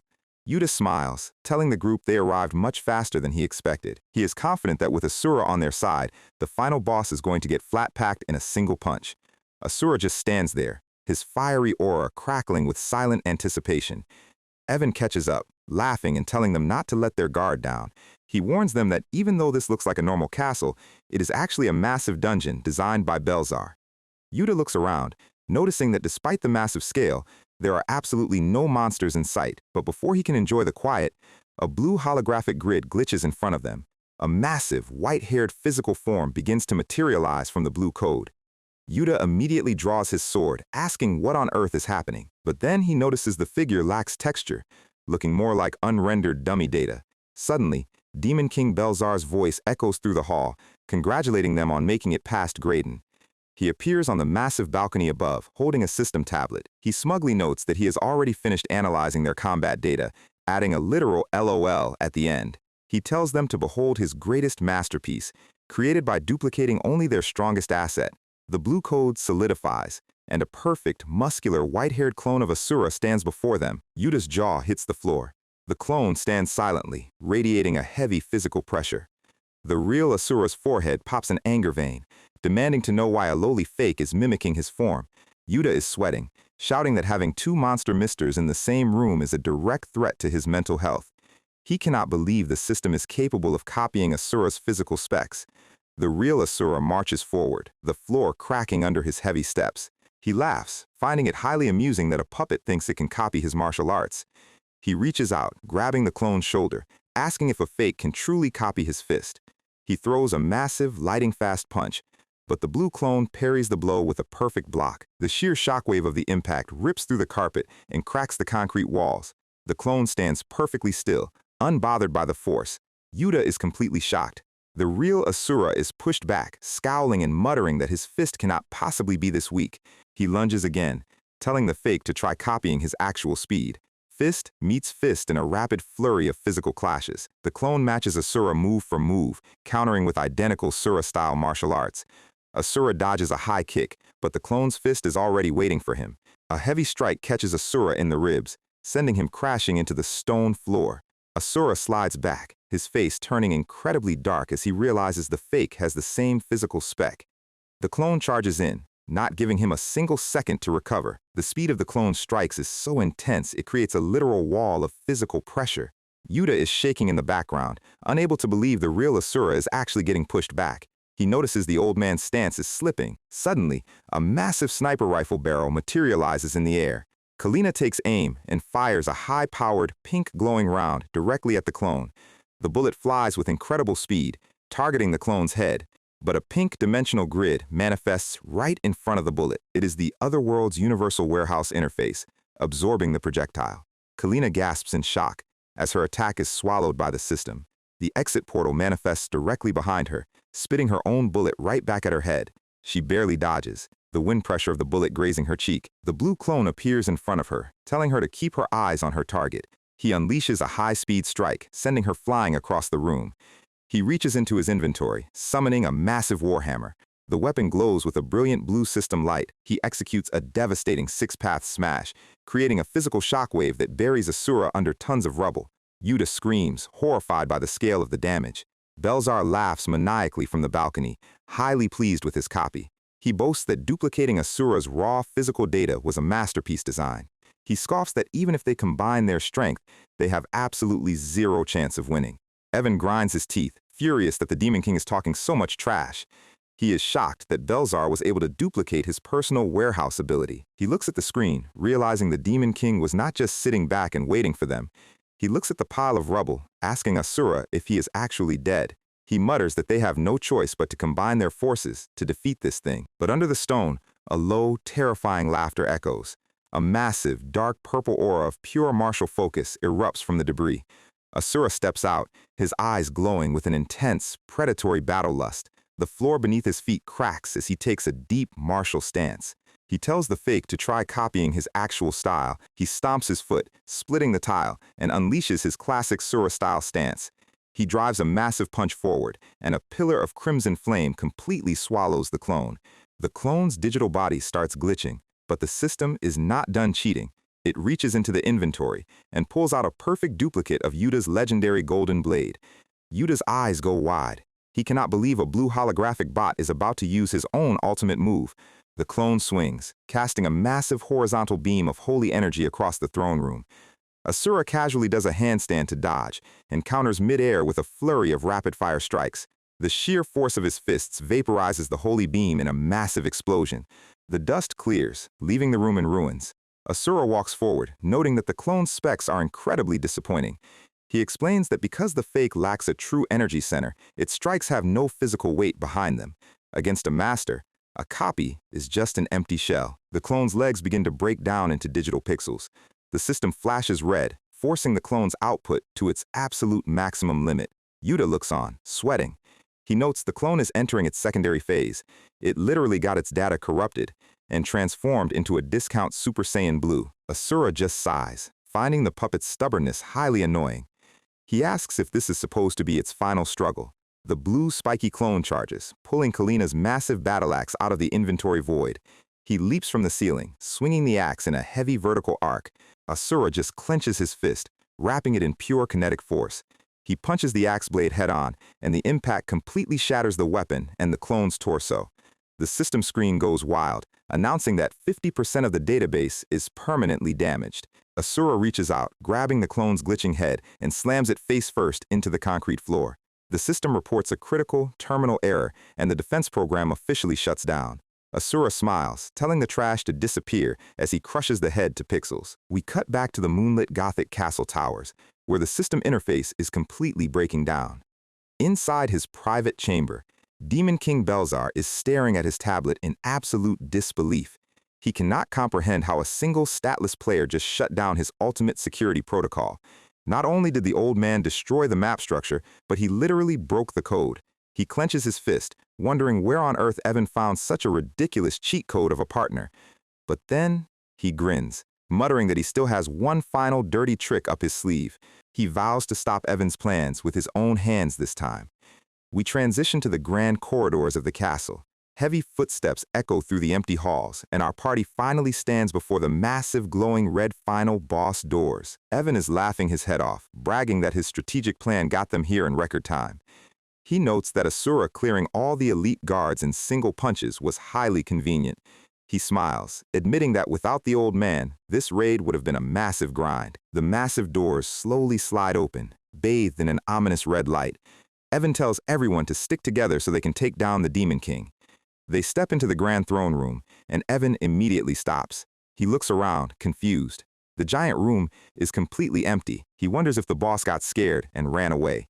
Suddenly, massive green experimental tanks on the walls start to hiss. The system flashes red, activating its intruder annihilation protocol. A thick, toxic green fog floods the room, and Yuta and Kalina immediately start coughing. Yuta realizes they are in a literal chemical gas chamber. A figure walks out of the fog wearing a modern military gas mask. It is Demon King Belzar. He tells them their deaths are mathematically guaranteed the second they inhale his toxic Venom X. Yuta covers his mouth, coughing violently as his health bar starts dropping. Evan and Kalina are also choking, completely trapped in the red-lit throne room. Belzar walks down the steps, his voice muffled by his respirator. He proudly boasts about the lethality of his chemical compound. He taps on his system tablet, stating they are basically already dead. The system alerts that the toxic concentration has reached 72%, and Evan screams for everyone to hold their breath. He reaches into his inventory, pulling out a glowing blue antidote potion. But before he can hand them out, Asura blitzes through the green fog and drives a massive kick directly into Belzar's face. Belzar is thrown back, shocked that the old man is still moving fine after inhaling enough poison to kill an army. He pulls a high-tech injection gun from his coat. He lunges forward, stabbing the needle directly into Asura's forearm. He laughs, telling him this is a concentrated compound far more lethal than the gas. He boasts that the moment it enters the bloodstream, his arm will rot and his organs will collapse, until Asura casually punches him in the face, shattering his gas mask to pieces. He pulls the syringe out of his arm like it is a minor splinter, calling the threat pathetic. He flares with a massive golden aura, explaining that his physical body achieved absolute poison immunity through martial refinement centuries ago. The system flashes an error, noting that the connection to the control entity has been lost. The green gas begins to clear, and Yuta quickly chugs his antidote potion. He gasps for air, thanking Evan for saving his life. He looks at the ruined room, complaining that starting a boss fight with a literal chemical weapon is completely unfair. He admits that without Evan's emergency stash, he and Kalina would have been dead. Evan just laughs, brushing it off like it was no big deal. He boasts about always packing plenty of consumables, while Kalina looks down, silent. She blames herself for letting her guard down and not preparing detox items. She looks at Evan, quietly thanking him for the assist. Evan smiles, telling her she should probably thank the old monster instead. He points to Asura, who is standing in the middle of the room. He admits that even though he knew Asura was strong, he did not expect him to speedrun the final boss this fast. Yuta agrees, calling it an absolute speedrun level performance. Asura turns around, his eyes cold. He tells Evan he hasn't forgotten their little agreement. He demands Evan hand over his successor power immediately now that the boss is dead. Evan's smile turns slightly sharp, telling Asura of course he remembers, asking who they take him for. He walks toward his floating system window, stating that all he needs to do is press the quest completion button. The screen pops up, defeated the Demon King. Will you complete the quest? YES/NO. Evan starts laughing, muttering about how hard he worked to get to this point. He complains about constantly having to recruit new party members because the dungeon layout kept changing. He notes that just thinking about Graydon's phase transitions gives him literal PTSD. Yuta walks up, telling him he understands his pain. He asks him to please just press the complete button so they can finally get out of here. Evan looks at the screen, his expression slowly turning creepy. He begins monologuing about how wonderful his life in this tower actually is. He got worshipped as a hero, spent the national treasury on luxury items, and got to date pretty saintesses whenever he wanted. He realizes that if he hits the complete button and surrenders his successor core, all of those luxuries will come to an end. He turns back to the group, his eyes wide and completely manic. Don't you think that is way too much of a waste? Yuta's blood runs cold. Evan screams that since it is such a waste, he will just start the entire tower over from the beginning. And this absolute toxic player presses no. The system screams that the successor has refused the quest, initiating a hard reset of all tower data within 1 minute. Yuta is sweating bullets, demanding to know what he is talking about. He cannot believe this guy is throwing away all their progress to start over. Evan just chuckles, saying he likes his comfortable life in this lobby way too much to ever leave. He wants to stay in this digital paradise forever, but since he has to clear the quest within the time limit or face a game over, the method he discovered was to intentionally trigger a bug in the code. By resetting the tower, Yuta and Kalina's data will get wiped, but he gets to keep his lifestyle. He smugly thanks them for clearing the boss for him. He laughs, saying he won't forget their sacrifices, until a massive stone cube drops from the ceiling and flat packs him directly into the floor.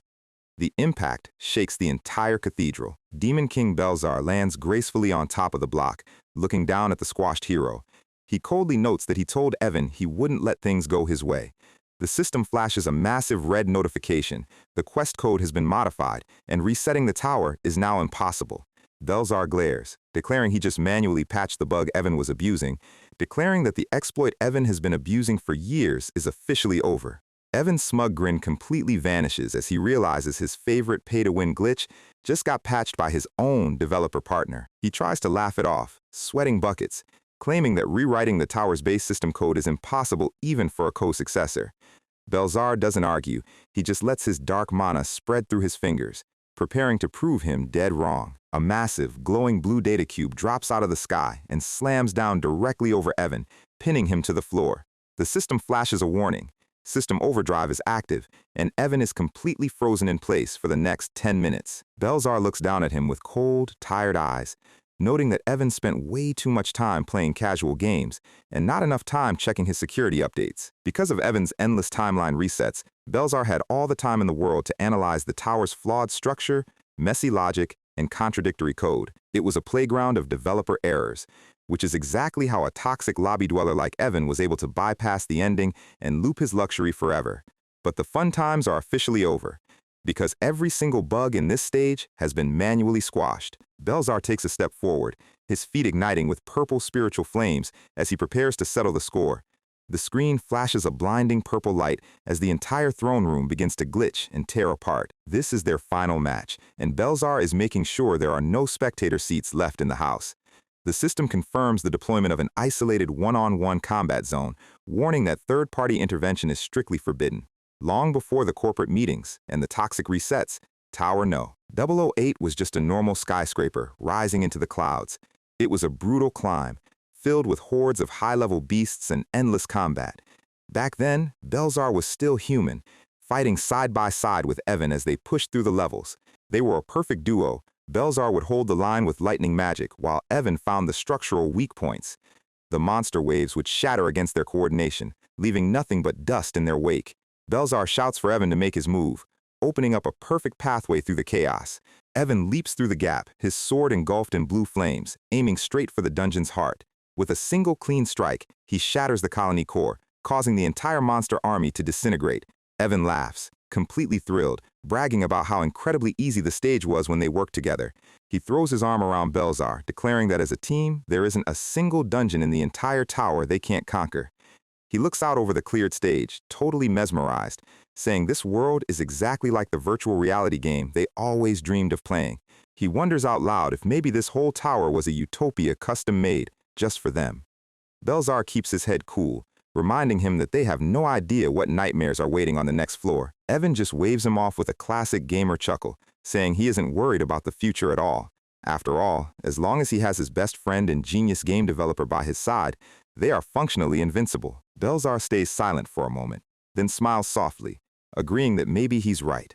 And they really were invincible, climbing all the way to the top of the world without dropping a single match. For a developer like Belzar, the entire tower was just a set of equations, stats, items, and patterns he already understood perfectly. They easily conquered the final level, stepping into the divine throne room to face the goddess who built this reality. Evan steps forward, demanding to know if her offer is real, if clearing her special quest really lets them build a brand new world inside the tower. Goddess Eshua looks down with a beautiful, sociopathic smile and confirms that the reward is exactly what they think it is. Evan turns to his partner, absolutely ecstatic, telling him there is no way they can pass up a golden ticket like this. It's a chance to build the perfect, comfortable sandbox game they had spent their entire lives dreaming about. He's already planning his ultimate build, but Belzar cuts him off with a single, devastating sentence. I'm going back to my original world, Evan. Evan freezes, his jaw dropping as he asks if his best friend is seriously planning to walk away from a literal paradise. He pleads with him, pointing out that their real life was a gutter-like reality, and nothing back home could ever compare to this place. Belzar's face is half shrouded in shadow, his expression heavy with a deep, mature resolve. She explains that no matter how painful, broken, or miserable reality is, it is still real, and a comfortable fake paradise inside a digital cage can never replace a single moment of genuine life. Eshua watches their falling out with immense amusement, noting that their friendship didn't quite survive the finish line. She calmly explains the catch. The tower's ultimate administrative reward can only go to a single person. The power to control the stage and the power to return home are tied to a single, undivided core. She smiles, telling them they must prove who is more worthy through their own strength, turning their friendship into a zero-sum death match. The red barrier flashes violently, completely sealing the one-on-one space from any outside interference. On the outside, Yuta clutches his head in sheer confusion, trying to figure out what just happened. He wonders how the Demon King was able to resurrect and hijack the system's administration panel so easily. Asura stands perfectly still, staring at the purple barrier with a look of pure, unadulterated boredom. He starts spinning his fist, his palm igniting with a massive, swirling vortex of white-hot kinetic energy. He slams his hand directly into the absolute system barrier, causing the glowing purple grid lines to crack and trigger instant error codes. Yuta and Kalina gasp in pure horror as the system screams that an illegal, abnormal external shock is breaking the map. Asura just grins, his muscles bulging as he channels a massive wave of pure, unfiltered physical force directly into the digital firewall. The system interface flashes bright red warning screens, stating that the external entity's power completely exceeds the allowed system parameters. Inside the digital arena, Belzar and Evan stand on a glowing grid space, completely unaware of the absolute monster currently breaking down their front door. Belzar raises his hand, activating system overdrive to rewrite the combat rules to his personal layout. He fires a massive purple laser beam of raw data, humorously labeled Lorem Judgment Reign Ipsum, because the author literally didn't finish coding the spell. Evan doesn't even flinch, instantly summoning massive glowing orange magic circles in front of his palms. He activates his signature pocket dimension skill, the Otherworld's universal warehouse, opening a massive spatial portal. The mirror gate completely swallows Belzar's data laser and redirects the energy right back at him from multiple angles. Belzar quickly reacts, deploying an absolute barrier to deflect the redirected lasers into the digital sky. Evan laughs maniacally, saying this high-level exchange is the absolute peak of entertainment.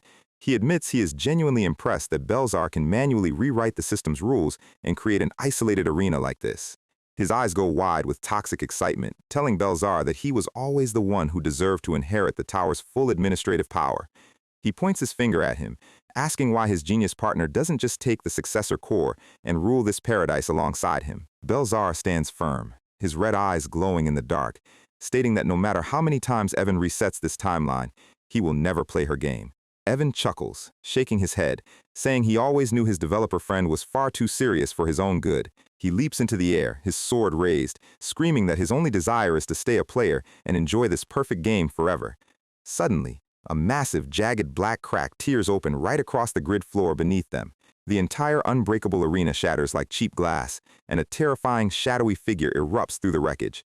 Asura drops down from the ceiling like a meteor, throwing a massive, shockwave-inducing punch that splits the air. Belzar's jaw completely drops, his red eyes wide in absolute disbelief at the absolute madman standing in front of him. Evan is sent flying backward, coughing up blood as his armor cracks, completely unable to process how his private match got crashed. Asura stands in the center of the ruined arena, surrounded by golden lightning, reminding them that he explicitly warned them not to pull a fast one on him. The purple grid floor continues to splinter and shatter under the absolute weight of Asura's physical presence. Evan watches in utter terror as the massive warrior casually steps through the remnants of the system's absolute isolated barrier. The sheer wind pressure from Asura's arrival blows away the residual digital data like autumn leaves. Asura looks down at the bleeding, pathetic hero, his voice dropping into a cold, terrifying deadpan. He steps forward, his body crackling with golden kinetic energy, telling Evan that cheating in front of him has a very high tax rate. Evan desperately scrambles backward, raising his hands, pleading with the giant to wait just a single second. He screams that if Asura recklessly kills him right here, he will lose the chance to inherit the successor's power forever. He quickly explains the quest rules, saying if the match ends with Belzar's victory, the Demon King will simply return to his original world, and if that happens, no successor will emerge, meaning the tower's ultimate core will be permanently lost to the void. He yells that the entire tower and everyone inside it will completely vanish into digital dust unless Asura helps him kill Belzar right now. But before he can even finish his desperate pitch, Asura's fist is already moving at Mach speed. The punch connects with absolute kinetic force, sending Evan coughing up a fresh wave of blood as his chest plate shatters. Asura looks down at him with pure, unadulterated disgust, asking why on earth he should care about a toddler's game of rules and rewards. His red eye flashes in the dark, his gaze locking onto the glowing golden light radiating from inside Evan's chest. He winds up his fist, declaring that if the system won't give him the core, he will simply reach inside and pull it out himself. He invokes the Fist King Asura style, Dantean shattering origin annihilation, driving his glowing hand straight into the core. Evan screams in absolute agony as his body is engulfed in a massive pillar of destructive physical force. The sheer impact of the technique splits the entire throne room in half, sending golden lightning tearing through the ancient stone pillars. Belzar watches from the sidelines, completely paralyzed with fear, wondering what kind of absolute monster can manually bypass a core lock. This man isn't just breaking the rules, he is physically ripping a successor's power out of a player's body without a single care for system constraints. To a prime sovereign of the Murim, this entire Grand Tower system is nothing more than a simple, poorly coded child's toy. The system flashes a fatal error screen, confirming that the current quest has been forcibly terminated due to severe administrative corruption. Evan lies flat on his back, bleeding out, laughing weakly, as he admits that Asura's strength is so absurd it's actually funny. Asura stands over him, holding the glowing golden sphere of the successor's core, which has been cleanly extracted with zero damage. Evan's body begins to glitch into digital pixels, his vision fading as he realizes this is the absolute end of his comfortable timeline. He looks up at the ceiling, sighing that in the end, it was all completely pointless. He turns his head slightly toward Belzar, his smug, toxic persona completely gone, replaced by a quiet, exhausted regret. He looks at his old partner with a weak, genuine smile, his eyes reflecting a deep sadness. He admits that if he had known it would end like this, he should have just let Belzar have the reward from the very beginning. The dark Gothic castle stands silent under the crimson moon as we revisit their tragic falling out. Back in the past, after the goddess gave them her cruel offer, Evan stood with his sword drawn, panting heavily. He declared that the match would end in his victory, and he would use the power to manifest the dream world they always wanted. Belzar sat slumped against the wall, bleeding from his mouth, looking up at his friend with a quiet, tired resignation. Evan gritted his teeth, his expression a mix of desperate pleading and intense anger. He screamed at Belzar, demanding to know why he didn't just accept the fake reality from the start so neither of them had to die. Belzar stayed completely silent, his red eyes filled with a deep, sorrowful pity for his friend's delusion. He quietly reminded him that this entire tower world is just a hollow illusion created by Eshua to keep them docile, and trying to build a comfortable fake dream inside of a giant hostile simulation is completely meaningless and worthless. He told Evan not to feel any guilt, telling him to just finish the match and take the core, because even if they looped time, he would make the same choice. He smiled weakly, declaring that the true winner of this sad quest was always going to be Evan. Evan clenched his fists so hard his knuckles turned white, unable to accept that his friend was choosing a painful reality over him. Evan looks at his hand as it begins to dissolve into glowing digital cubes. He confesses that even though it was fake, the world they built together was the closest thing to his dream game. He smiles warmly, saying all the complex dungeons and creative gimmicks Belzar coded were genuinely the most fun he ever had in his life. He reaches his dissolving hand toward the system screen, whisper crying that he just wanted to continue playing with him forever, without completing the quest, without any more toxic loops, just living inside their perfect, comfortable creation. The screen flashes a dramatic, stylized logo to hell with the status window, which is honestly a great tagline for this entire series. The system confirms that the successor's ritual has officially failed, and no new administrator has been registered for Tower No. 008. A dark purple deletion grid begins to sweep across the castle, and Evan sighs, admitting he feels a sudden wave of regret now that death is real. He looks at his hands one last time, saying he really wanted to play more of the games Belzar created. He mutters that no matter how fake it was, he genuinely loved this world, but Asura cuts him off, calling him a loud, immature brat. Asura looks down with a cold, stern expression, asking what could possibly be so good about a foolish world built by someone else. Evan looks up, startled, his fading eyes locking onto the massive warrior's face. Asura points out that clinging to a ghost, repeating a finished game over and over, and hiding in a digital sandbox is the absolute height of folly. He takes a firm, powerful step forward, his voice carrying the absolute weight of a true martial sovereign. A real man should live in the real world on his own 2 feet. He looks down at him, saying a comfortable, fake dream can never become real life, and running away from reality is just slow suicide. Evan stares at him for a long moment, then lets out a soft, genuine chuckle, calling the old man a funny guy. He smiles peacefully, noting that it's a bit late for a lecture, but he appreciates the directness anyway. He looks back on his life, admitting that in his own selfish way, he had a pretty good run. He went on plenty of grand adventures, wore the shiny armor, and lived like a king, so he can't complain too much about his ending. As his face completely shatters into golden particles, he whispers that if there is a next time, maybe he'll try living in the real world on his own feet. The system confirms the player's data has been completely deleted, and the isolated combat zone begins to dissolve into thin air. Yuta and Kalina rush into the ruined throne room, shouting in relief when they see Asura standing perfectly safe in the center. They look around at the crumbling castle, frantically asking what on earth happened to Evan and the Demon King inside the barrier. Belzar steps out of the shadows, his expression calm but deeply somber, announcing that Evan has officially vanished from this world forever. He tells Yuta that they will never see the freeloading hero in this tower or any other stage again. Yuta looks down, his gamer instincts immediately putting the pieces together, realizing what this means for the stage's stability. Belzar confirms his suspicion, stating that because Asura forcibly stripped Evan of his power, the quest has ended in his sole victory. A massive, purple digital deletion wave begins to rain down on the castle, signaling that the tower has lost its administrative stability and is deleting its own files. Belzar turns to our party, admitting he has no idea where they came from or why they are so desperately hunting for successor cores. But looking at the absolute monster of a warrior standing in front of him, one thing is completely certain. Their ultimate target is Goddess Eshua, and since they helped him settle his lifelong score with Evan, Belzar is more than happy to tell them her exact whereabouts. Belzar looks directly at Yuta, dropping the final coordinates of their ultimate target, the location of Goddess Eshua, the self-proclaimed creator of this world. Yuta's face completely freezes, his mind struggling to process the sudden breakthrough. He asks, completely shocked, how Belzar even knew they were hunting for her in the first place. Belzar glances over his shoulder at the towering warrior standing behind them. He notes that Asura's raw physical force is a literal system-breaking anomaly, built specifically to shatter Eshua's digital playground. He explains that both he and Evan were trapped in this simulation by her design, but his developer skills were only enough to modify her code, not destroy her main server. And while digging through the system files, he uncovered a massive world secret. This universe wasn't actually built by Eshua from scratch. Yuta's entire party stands perfectly silent, trying to digest this massive piece of world building. Eshua didn't create a single blade of grass, she just threw a cheap RPG system overlay onto a world that already existed. And to keep her lazy code from crashing the entire world server, she locked everyone inside isolated instances called towers. It's basically the ultimate developer shortcut.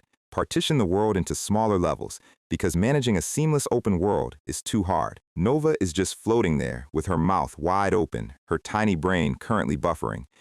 Yuta starts connecting the dots, his veteran gaming instincts finally kicking in. If there is an actual, vast world hidden beneath this cheap digital wallpaper, then Eshua must be sitting at the absolute center of the network, managing the entire backend. At the heart of her very first creation lies the source code of the entire system, the administrator's tower, the central server room of this entire planet. Belzar's body starts to glitch as his logout timer counts down, but he tells them they must reach that tower and avenge Evan's tragic end in his place.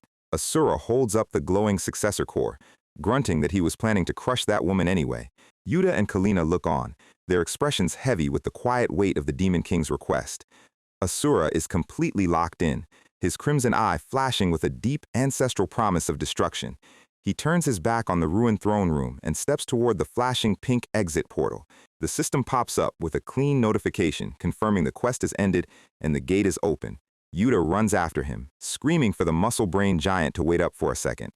Belzar watches them go, sporting the first genuine, peaceful smile we've seen on his face. The dark Gothic castle continues to crumble around him as the instance deletion begins. The returner's ritual screen hovers in front of him, asking for his final confirmation to leave the tower. He sighs, muttering about how the system always waits until everything is ruined to ask the obvious questions. He reaches his pale hand out toward the glowing blue interface. He clicks yes, and the high-end S-rank double-breasted coat dissolves from his body. He stands there in his original, casual, real-world clothes, looking incredibly young and tired. He admits to the empty room that if things had been different, he wanted to return home together with his partner. If they hadn't been summoned to this miserable digital playground in the first place. His arm starts to pixelate into digital dust as he reminisces about the old days, back when they were just two ordinary high school kids playing couch co-op games without a single care in the world. The entire massive structure of Tower No. 8 implodes, collapsing into a pillar of dark energy. Yuta and the gang watch from the safety of the grassy forest as the landmark completely disappears. Nova explains that without a registered successor to stabilize the core, the instance simply deletes itself from the directory. Yuta turns to Kalina, asking if she has any idea where this administrator's tower is actually located. But the system has zero map data on the central hub, leaving them completely in the dark. Kalina points out that they need to explore the boundaries of this real, uninstanced world first. Asura sits cross-legged nearby, channeling the massive energy of the successor's core. A violent vortex of blue kinetic energy erupts around him, splitting the clouds above the forest. Yuta suddenly clutches his temples, his eyes widening as a massive, agonizing headache hits him. The glitched, apocalyptic memories are flooding back into his brain. He sees a massive, metallic pedestal holding a swirling purple singularity. A woman wearing a modern white lab coat stands before the unstable dimensional gateway. She reaches out a single, slender hand to touch the raw energy. Suddenly, millions of blue system projection screens flood the dark lab space. This is the exact moment the system framework was laid over the world. She smiles quietly, her long silver hair catching the glow of her code. It's Mio Wool in her original scientist form, completely locked in on her master design. Asura stands up, flexing his massive shoulders as the kinetic wind finally settles. He grunts that the successor core is slowly cracking the seal on his chest, but it's still vastly insufficient to restore his Dantian. Yuta is sweating buckets, wondering how many server-level cores this absolute unit needs to eat just to get his magic back. Asura explains that he must break the seal entirely before they reach Eshua. Otherwise, her digital hacks will just lock his energy pathways all over again. But traveling as a full group to farm these towers one by one is far too slow. So he points a massive, scarred finger straight at Yuta's face and delivers a terrifying ultimatum. From now on, each of us will take charge of one tower. Yuta's face completely warps in pure horror, screaming at the giant to explain his logic. He points out that he is literally a level 1 civilian with 0 skills, but Asura just chops him on the head like a disobedient puppy. The Fist King tells him he is hopelessly weak, lacking even the basic stamina to run a mile. But under his personal, highly toxic martial training program, he is going to turn them into absolute monsters. Get ready, boys. The training arc is officially here. The next morning, the sun rises peacefully over a beautiful, quiet mountain range, and the peace is immediately shattered by Yuta screaming for his absolute life. Asura casually sidesteps Yuta's clumsy slash and throws a light punch, sending him sailing through the air. Yuta faceplants into the dirt with a massive, bone-rattling physical impact. He sits up, coughing up a fresh wave of blood before the first minute of training is even over. He looks up at the giant, begging him to use a single ounce of mercy during these sparring sessions. He groans that his entire physical body is on the verge of breaking into 1,000,000 pieces, and getting instantly one shot in a single second is literally teaching him nothing.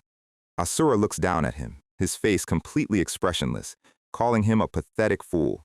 He explains that learning to swing his trivial golden sword is not the goal here. The goal is to figure out how to physically block a fist and find a path to victory against an overwhelming foe. Without that level of desperate struggle, he will just be sent flying by a simple punch for the rest of his life. Yuta takes a deep, heavy breath, his eyes suddenly narrowing as the lesson finally clicks. He realizes he must approach every single round prepared to actually die. Asura grins, absolutely loving the sudden flare of survival instinct in the brat's eyes.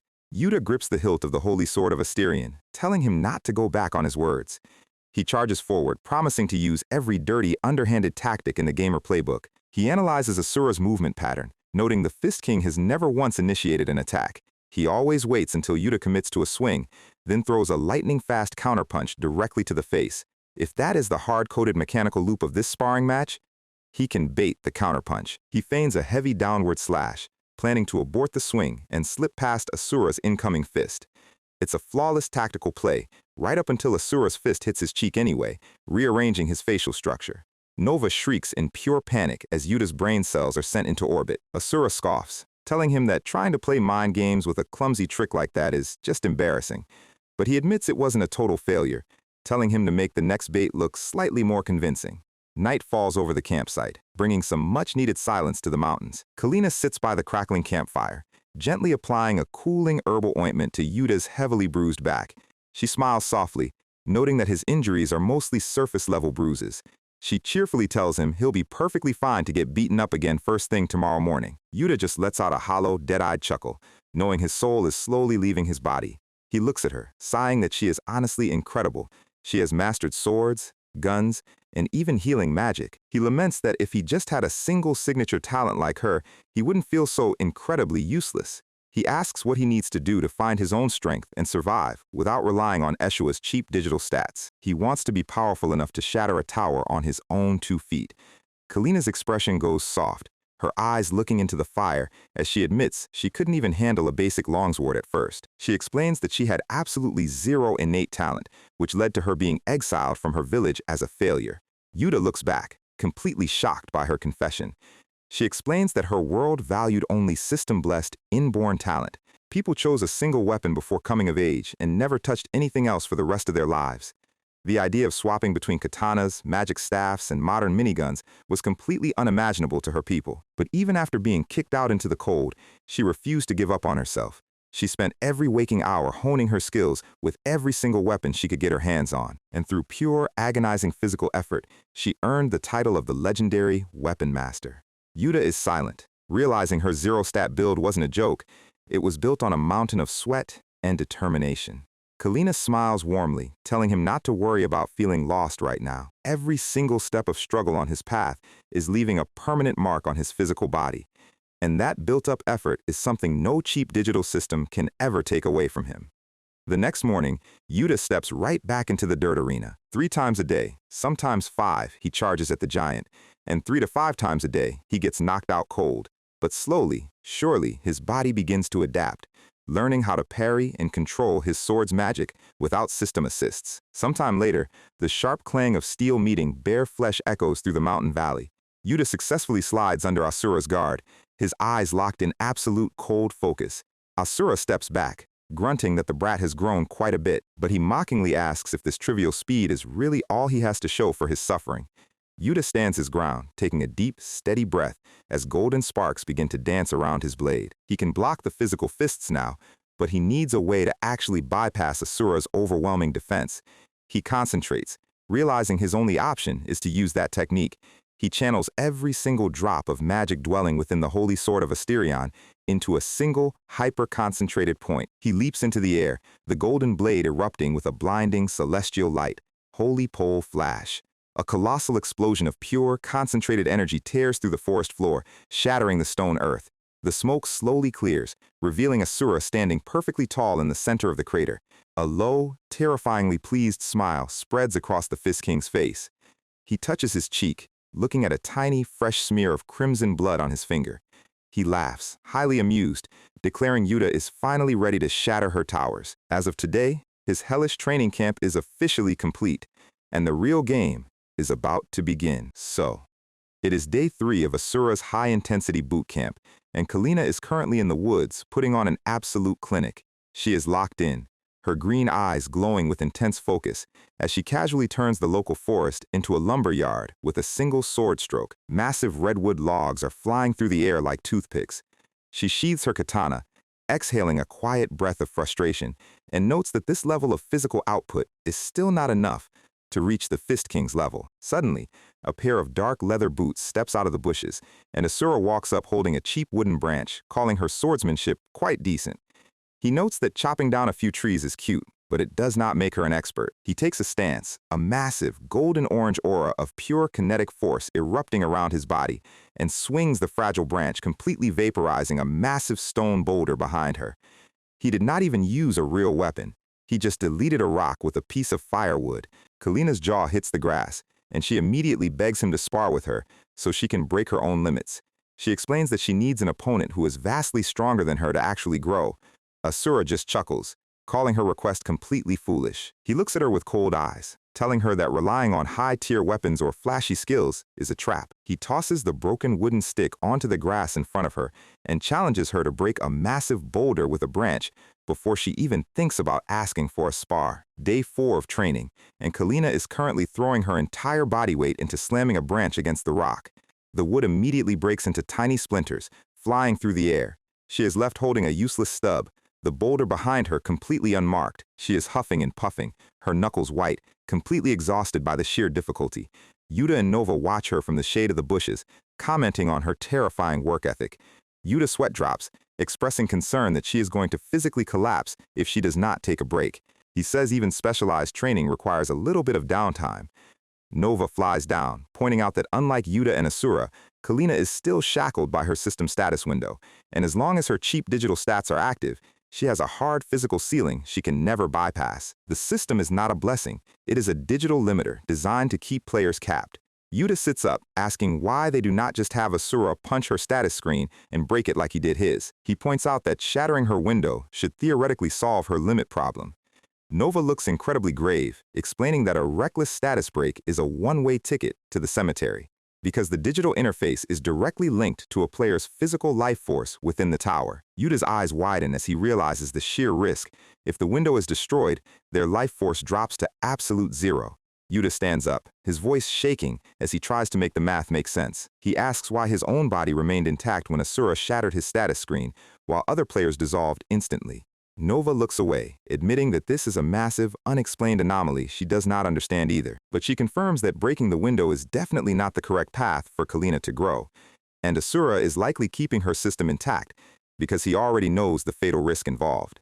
Kalina must find a way to naturally bypass her digital limitations through her own physical willpower. Day 5 of training, and Kalina is still pouring every ounce of her strength into the wooden branch. She swings again, her muscles screaming, but the wood continues to break like cheap plastic. A massive pile of broken twigs lies on the grass around her feet. She stares at her trembling hands, wondering how on earth she is supposed to break solid stone with a branch. She notes she has swung the wood thousands of times without leaving a single scratch on the boulder. She stands there, completely exhausted, wondering what kind of absurd physical power Asura possesses. But suddenly, she freezes, her eyes widening as a realization hits her. Was it really just a matter of physical muscle power that allowed him to shatter that rock? If he had broken the boulder through raw strength alone, the fragile wooden branch he was holding should have split in half from the sheer kinetic feedback. But his stick didn't bend, break, or even scratch. It behaved exactly as if it had become solid steel. She clenches her fist, finally understanding the hidden trick behind the Fist King's demonstration. This entire training exercise was never about muscle mass. It was about energy control. She takes a deep breath, focusing her internal chi until the branch in her hand glows with a vibrant pink aura. A pair of boots slowly approaches from behind her as she holds her stance. Asura steps out of the forest, his dark eyes watching her carefully. He smiles, noting that the blonde brat has finally achieved martial enlightenment. With her current energy flow, she has officially reached the boundary of a true expert. He grins, asking what she wants to do now, offering to conclude her training with a proper sparring match. Kalina grips her glowing pink wooden branch, her eyes completely locked onto her target. She leaps forward, her body moving at near-invisible speeds as she slashes. The air splits with a brilliant pink flash as her branch clashes directly with Asura's stick. The wood in Asura's hand suddenly cracks down the middle with a loud snap. It shatters into tiny splinters, leaving him holding a useless, broken stub. Kalina stands behind him, casually tossing her unbroken branch onto the grass, stating a sparring match is no longer necessary. She stands tall, her body crackling with a massive, vibrant blue-pink aura, declaring she has officially surpassed her limits. Meanwhile, Nova flares her pink tracker aura and announces she can feel exactly 2 nearby towers emitting the successor core signature. One tower is rising close to their position, while the other is located much further away. Yuta taps his chin, pointing out that having only 2 nearby targets is actually quite convenient. He turns to the giant, asking how they should split their forces to maximize efficiency. He suggests that since Asura is already a walking cheat code, he and Kalina should form a duo to tackle the first tower, but Asura immediately cuts him off. "No, you're coming with me, kid." Yuta's face completely warps in confusion, asking why the muscle-brained giant is suddenly acting out of character. Asura explains that Kalina has already reached a level where she can easily solo a tower on her own, but if Yuta goes off without his supervision, his fragile level 1 body will definitely get flat-packed. He tells him to treat this raid as his final graduation training, learning directly from the master's side. Yuta just lets out a hollow, sweating chuckle, realizing he has absolutely no say in this custody arrangement. He turns to Kalina, asking if she is seriously okay with going into a dungeon completely by herself. Kalina smiles warmly, her blonde hair catching the sunlight, saying she does not mind at all. She stands with her wooden stick, her body crackling with blue-pink energy, calling it the perfect opportunity to test her new strength. She tells Yuta to focus on keeping his head cool and assisting the old man well.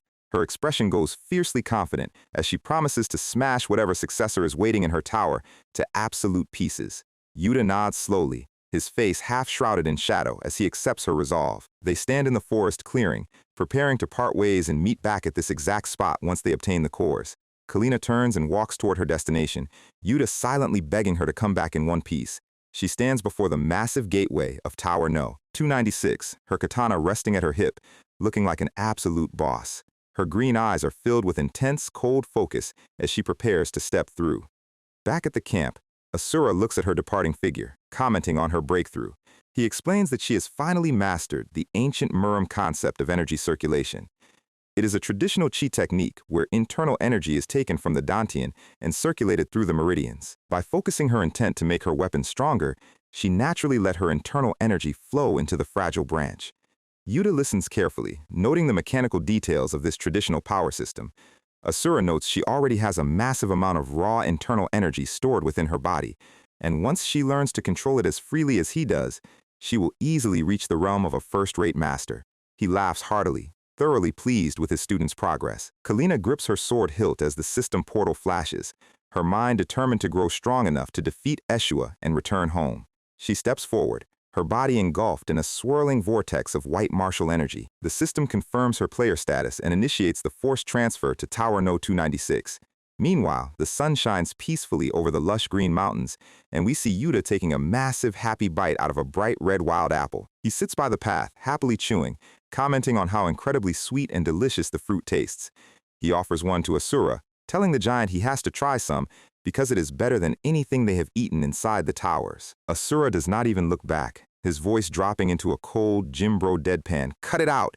He grunts that he does not partake in unnecessary meals, leaving Yuta looking like a sad, deflated cartoon character. Yuta takes another bite, commenting that the world outside the towers is genuinely fascinating. Unlike the virtual instances inside the towers, here they can actually feel genuine hunger and physical fatigue. Asura keeps his head cool, agreeing that the physical parameters of this space are indeed real. Yuta walks behind him, wondering that if this world was originally real, where did all the native people go? He notes that even if Eshua is an absolute sociopath, she probably did not just delete an entire global population. Nova flies down, her face incredibly serious, suggesting that perhaps Eshua turned those people into players as well. Yuta freezes, a sudden, chill wave of realization hitting him. Nova theorizes that Eshua is likely using the souls of these players as fuel to maintain her massive tower network. Yuta's eyes go dark as he remembers his very first meeting with the goddess. He recalls her cold purple eyes as she explained that all players are nothing more than components to run her world. He looks at the tiny floating god, noting that Nova contains fragments of Eshua's memory stored inside her programming. He wonders why a simple guide fairy has access to the creator's private memory files. But one thing is completely certain. Nova is a core piece of the system created by the goddess, and her presence is likely the sole reason he survived his status screen being shattered. Asura's boots stop in the dirt as they arrive at the base of a massive, dark stone fortress-style tower rising into the clouds. Nova confirms this is the place, her tiny face filled with alarm. She warns that she can feel a successor aura that is vastly stronger than all the ones they have encountered before. Asura just grins, his teeth gleaming in the shadows, calling the successor's strength a cheap illusion. He winds up his fist, his body crackling with a terrifying, fiery red external ki. He drives a massive punch straight into the outer wall, declaring nothing in this damn world can stop him. The system immediately crashes, flashing giant red warnings confirming a critical structural error has occurred. A violent purple spatial rift tears open and forcibly vacuums them inside the tower. A massive beam of purple light shoots into the sky, as they are transported to a beautiful, traditional Muram Palace courtyard. They land directly in the middle of a massive crowd of martial artists in traditional robes. An arrogant elder is pointing his finger, screaming for the execution of an unorthodox faction's wicked woman in the name of the Jianghu. The system interface confirms they have entered the first floor of the Tower of Heavenly Martial Arts, assigning a quest to intervene. Yuta's jaw hits the pavement, completely baffled by how they got a quest before they even took a single step. He clutches his head, trying to figure out how a broken system is still giving him active quest parameters. Suddenly, a sharp footstep lands in the dirt behind them. An arrogant young swordsman of the Namgun clan draws his blade, demanding to know who the hell they are. Yuta turns around, his eyes wide as he asks what kind of duel to the death he is talking about. The swordsman points his jian, accusing Yuta of having no shame for harboring the wicked demonic woman behind his back. We see a young, short-haired, unorthodox woman in red robes, her left arm heavily bandaged, looking exhausted. The swordsman yells that she invaded their secret manual depository to steal a sealed demonic technique. He takes a firm stance, his sword crackling with a cold, blue martial aura. He warns that if they dare interfere, he will execute them right alongside the demonic witch. Hashtag the 3-question test 1. Would someone who genuinely did not know this story care what happens next after reading this? Yes, he raises his sword, a massive blue aura of pure orthodox energy crackling around his blade as he prepares to execute our party. Yuta's face completely warps in pure panic, staring at the sudden pop-up notification. He screams that he needs to at least understand the political situation of this stage before he can restore any justice. He notes that this tower apparently has a very annoying habit of giving players high-stakes quests on entry. He watches Jinwee's sword, realizing that standard dialogue options are completely off the table. He mutters that they have to find a way to stop this execution immediately, because if they fail the system's main quest, they will be permanently locked on this floor forever. Asura just steps past him, his dark eyes locking onto the young master, asking if he has a literal death wish. Jinwee grinds his teeth, his pride completely wounded by the giant's utter lack of respect. Yuta screams for the Fist King to wait, terrified that his muscle-brained partner is about to make the lobby 10 times more toxic. Asura looks at the swordsman with cold eyes, stating he does not care about their trivial family drama. He says his only goal is to quickly break this tower and farm the successor's core. He points a massive scarred finger at him, asking straight out if he is the boss of this dungeon. The crowd of local disciples starts whispering, completely baffled by their bizarre modern clothes and terms. They murmur among themselves, concluding that these strange trespassers have completely lost their minds. Jinwee let out an arrogant, mocking smirk, finding their babbling highly amusing. He laughs out loud, calling them absolute madmen who probably wandered into the wrong neighborhood. Yuta just sweat drops hard, realizing how incredibly weird they look to the native NPCs. Jinwee tells them to get out of his sight while he is still feeling generous. He lunges forward, his sword moving like a flash of blue lightning. But Asura's fist is already moving, a massive physical shockwave slamming directly into Jinwee's face. The impact shakes the entire courtyard as Asura warns him that he will kill everyone here if they don't start talking.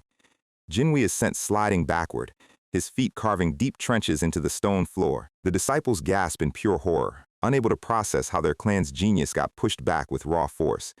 Jinwee clutches his jaw, his eyes wide as he realizes he completely miscalculated the giant's speed. He glares at him, sweating as he notes he didn't feel a single drop of killing intent before the punch landed. In the laws of the Jianghu, hiding one's presence so perfectly is a feat reserved only for peak realm masters.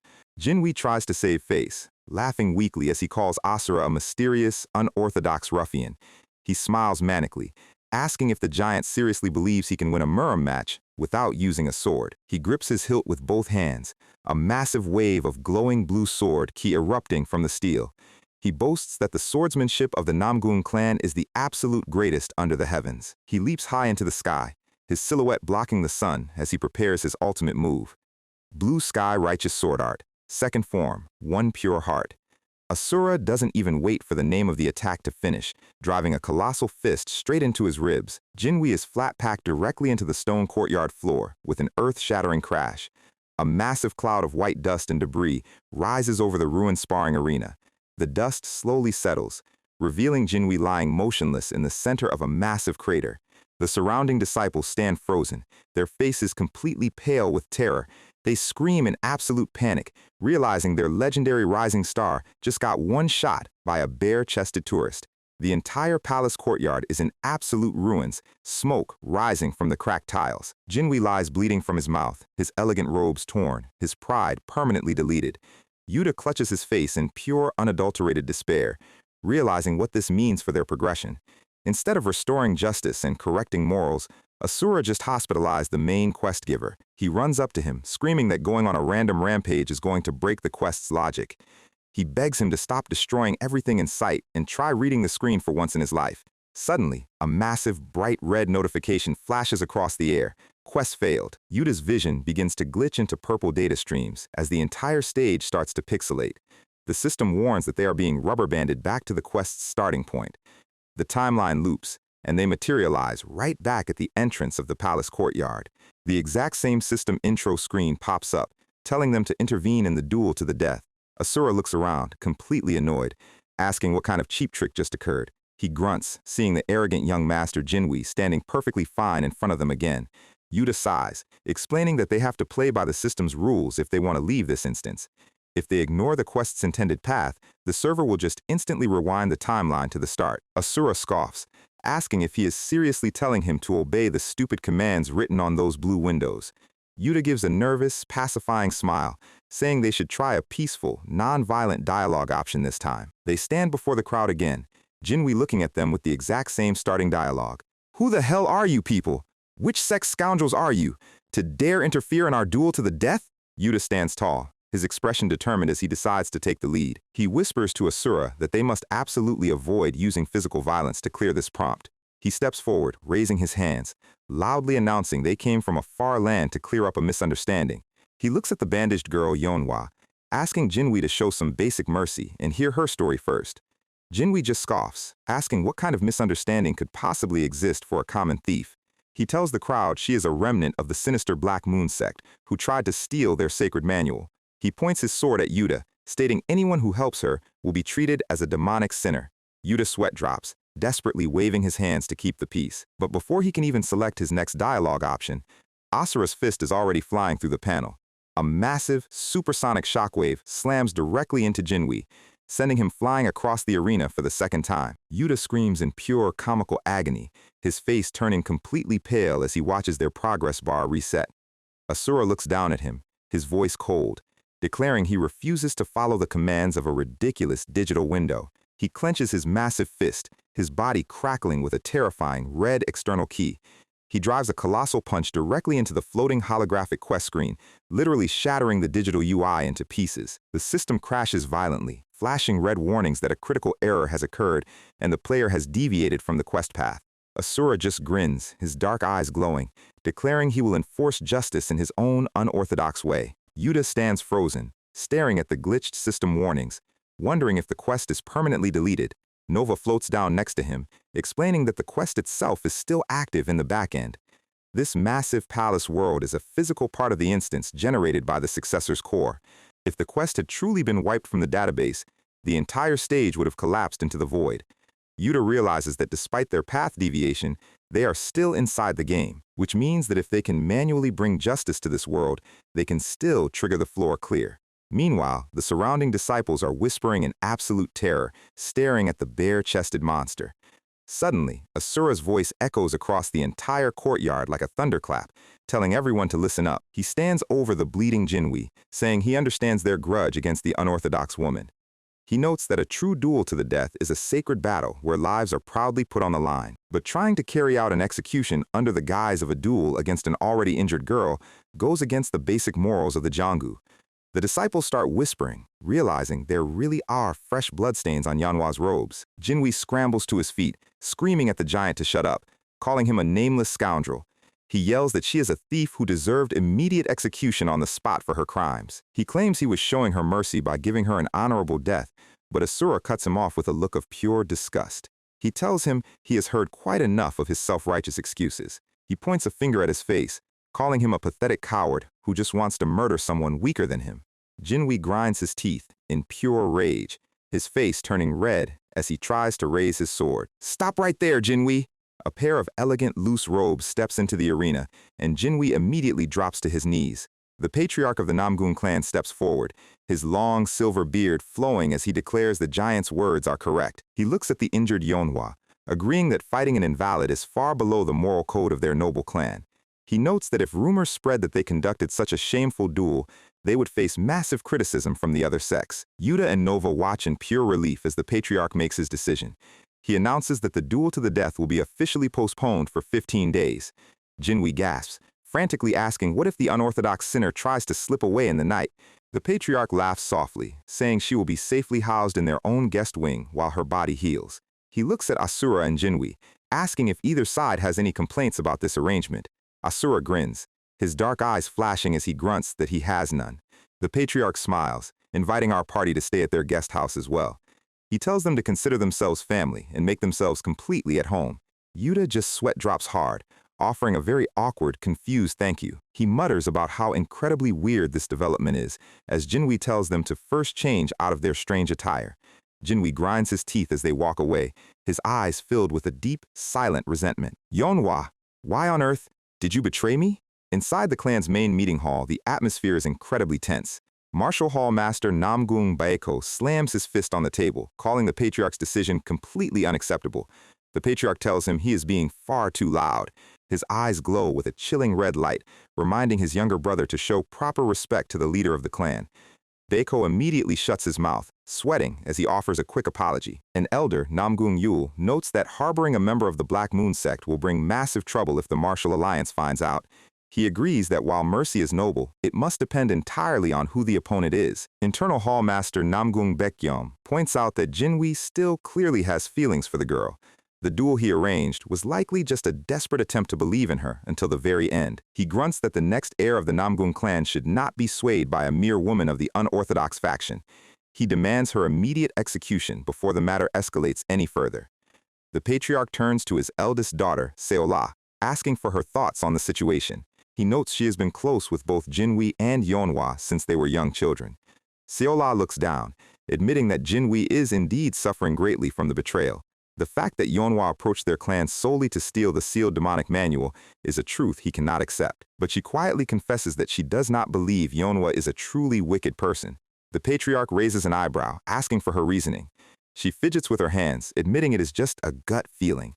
She notes that the look in Yeonhwa's eyes as she gazed at Jinwi seemed somehow incredibly sorrowful.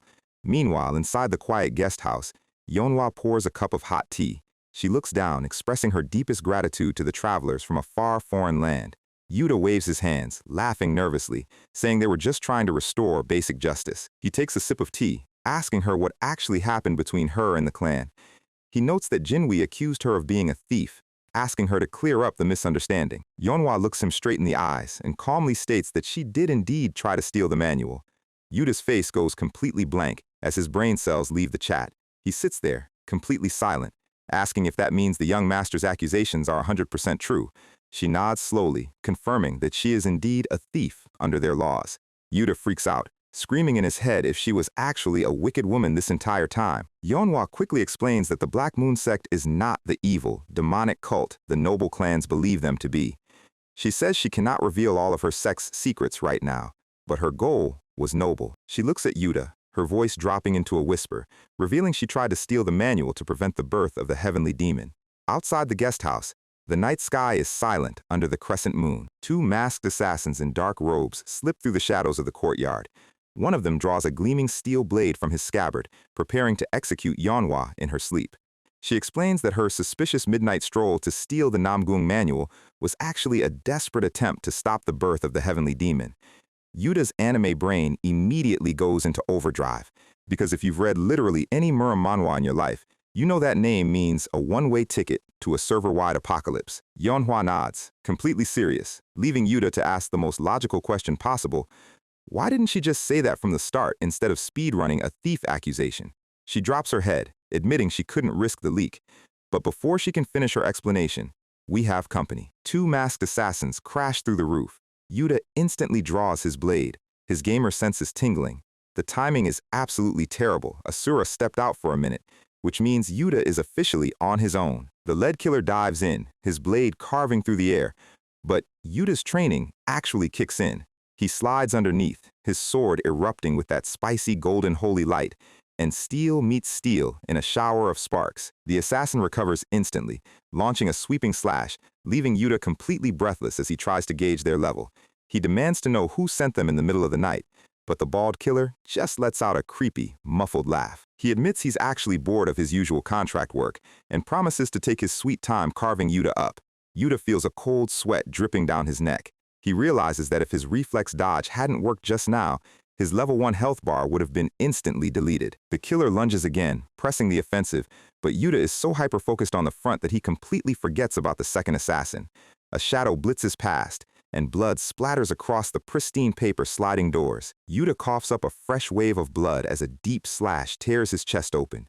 Nova goes into absolute, high-pitched panic mode. The lead killer mocks his partner for stealing his solo kill, deciding they should just end the boy's life right here and now. Yuta struggles to his feet, clutching his bleeding chest, as the assassin raises his sword for the final strike. That woman must die by the Namgun clan's sword. But suddenly, a heavy, ground-shaking footstep echoes from the doorway.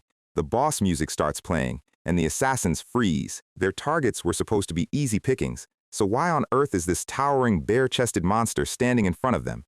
The second killer, who clearly didn't get the memo about our guy, charges forward screaming that he'll handle the freak. A single, invisible flash of crimson light, and a severed arm drops onto the wooden floor. Asura hasn't even fully stepped into the room yet. He just glares at them, his eyes glowing with absolute menace, warning them not to ruin his sleeping quarters with their cheap blood. The armless assassin screams in pure, delayed agony, realizing they are completely outclassed and need to report to Lord Eerie immediately. Asura lets out a cold, mocking smirk. He points out the hilarious hypocrisy of killers who cry when they're the ones bleeding. The lead assassin backing away is sweating bullets, as Asura takes a slow, heavy step forward. He offers a very simple, single-option bargain. Kneel and beg for forgiveness, or get your insides manually extracted. Realizing he's dead either way, the bald assassin pulls the ultimate low-tier thug move, dashing across the room and grabbing the injured Manhwa as a meat shield. He laughs hysterically, thinking he's just solved his tactical puzzle, mocking the legend of the Fist King's unstoppable power. He warns that if Asura takes even a single micro-step, the girl gets her throat slit. Splat. Another hand flies into the air, painting the walls crimson. The killer clutches his stump, screaming in absolute existential horror. Asura's hand is slowly engulfed in a thick, flickering orange aura. He points out that some people just don't listen when he asks nicely, so now he has to clean up a giant mess anyway. He clenches his glowing fist, preparing to deliver on his manual extraction promise. The assassin's life is literally flashing before his eyes, realizing he is standing in front of a literal god of ruin. He winds up his remaining energy, shouting that he'll use his supreme secret art, and drops straight onto his knees, crying like a toddler. "I was wrong, brother! I'll tell you literally everything! Comment section, please help me!" Yuta's face completely warps at the sheer anticlimax of his secret art. The interrogation has officially begun. Asura asks if they are indeed mercenary trash from Red Blood Mountain, and the bald killer nods so hard his head might fall off. He tries to hype up his squad's elite status, but Asura tells him to shut his mouth. The killer instantly humbles himself, looking like a whipped puppy. Asura scoffs, saying he couldn't care less about their little Murm rankings. He points his gaze at the shivering Yeonhwa, asking why they wanted her dead. The assassin drops a massive plot twist. She wasn't even the primary target. They were actually hired to wipe out Asura and Yuta first. Yuta, currently patching up his chest, steps forward, pointing out that the killer muttered something about her dying by the Namgun clan's sword. The assassin sweats, explaining how their contracts work. They just follow the script laid out by the wallet. And the client's explicit script was that the duel to the death must continue, meaning any foreigners trying to negotiate a peace treaty had to be permanently deleted. Yuta's strategic brain starts connecting the digital dots. If the goal was just her death, they could have assassinated her in her sleep. But the client wanted a highly public, highly official execution, specifically at the hands of the prestigious Namgun clan. Asura rests his chin on his hand, asking who the client is, but the low-level mercenary admits they never see the face behind the gold. He even offers to track down the guy and kill him for disrespecting Asura, which gets ignored. Yuta realizes that this entire family drama is being puppeted by an invisible hand. A carefully orchestrated setup, designed to force a tragedy, which means the birth of the heavenly demon might be a coded trigger event. Meanwhile, outside on a quiet cherry blossom branch, a mysterious young swordsman is watching the entire guest house. He looks down at the mutilated assassin bodies scattered in the bushes, a creepy, wide grin spreading across his face. Did they call him Asura? It's been a while since I found such interesting prey. The next morning, sunlight hits the massive Namgun clan estate, and Chief Guardian Cheongmugang delivers his morning report to the patriarch. He explains they found the mutilated bodies near the eastern guest house, noting that all tracks and crests were completely erased. It's highly likely a professional cleanup job. The patriarch strokes his long silver beard and orders doubled security around our party's quarters. He declares that as long as they are guests under his roof, no one touches them. Mugang bows, accepting the command, and walks out into the bright courtyard. But inside his head, he is analyzing the crime scene. He remembers the wounds on those dead assassins. One snapped neck, one crushed sternum, one ruptured organ. None of them managed to draw a weapon or put up a fight. It was as if a tactical nuke had gone off before they could even blink. He sweats, wondering what level of martial prowess is required to effortlessly wipe out top-tier killers without leaving a single trace. He decides that before the ceasefire ends, he must personally test Asura to see if he's a friend or foe. Meanwhile, deep in the quiet woods, Yuta is practicing his sword forms, his blade slicing through the morning air. He executes a clean, high-velocity arc before collapsing onto his knees, gasping for breath. Nova floats down, telling him not to push his unhealed body too hard. She points out there's still plenty of time before the ceasefire expires. Yuta looks down, his expression turning incredibly serious. He explains that because Asura literally shattered the quest interface, the system can't trigger a time loop or reset their progress anymore, which means they are officially running a hardcore, no-respawn playthrough. One death, and it's game over, for real. To survive, he needs to grind his physical strength beyond level 1 limits, and more importantly, they need to locate the successor of this tower. He asks Nova if her tracker aura has found anything, and she releases a pink, crackling energy, looking deeply frustrated. She explains that unlike all the other standard towers they've conquered, the successor's power isn't radiating from a single boss monster. It's dispersed evenly throughout every single stone, tree, and person in this world. She reveals a massive piece of system lore. Towers are built out of a player's memories, branching based on their choices. But in this instance, the aura is everywhere because the successor has already completed the ritual and literally merged with the tower itself. So Nova just dropped the bomb that the successor has literally merged with the tower. Naturally, Yuta is wondering if they're supposed to physically destroy the entire world map. Nova floats back, clarifying that this instance is a virtual reality built from someone's memories. The successor built this world because they want something very specific from the player. Yuta takes a second to process this.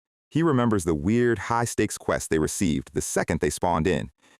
If this world is indeed a projection of the successor's past, then this entire questline is a scenario to fix a historical regret.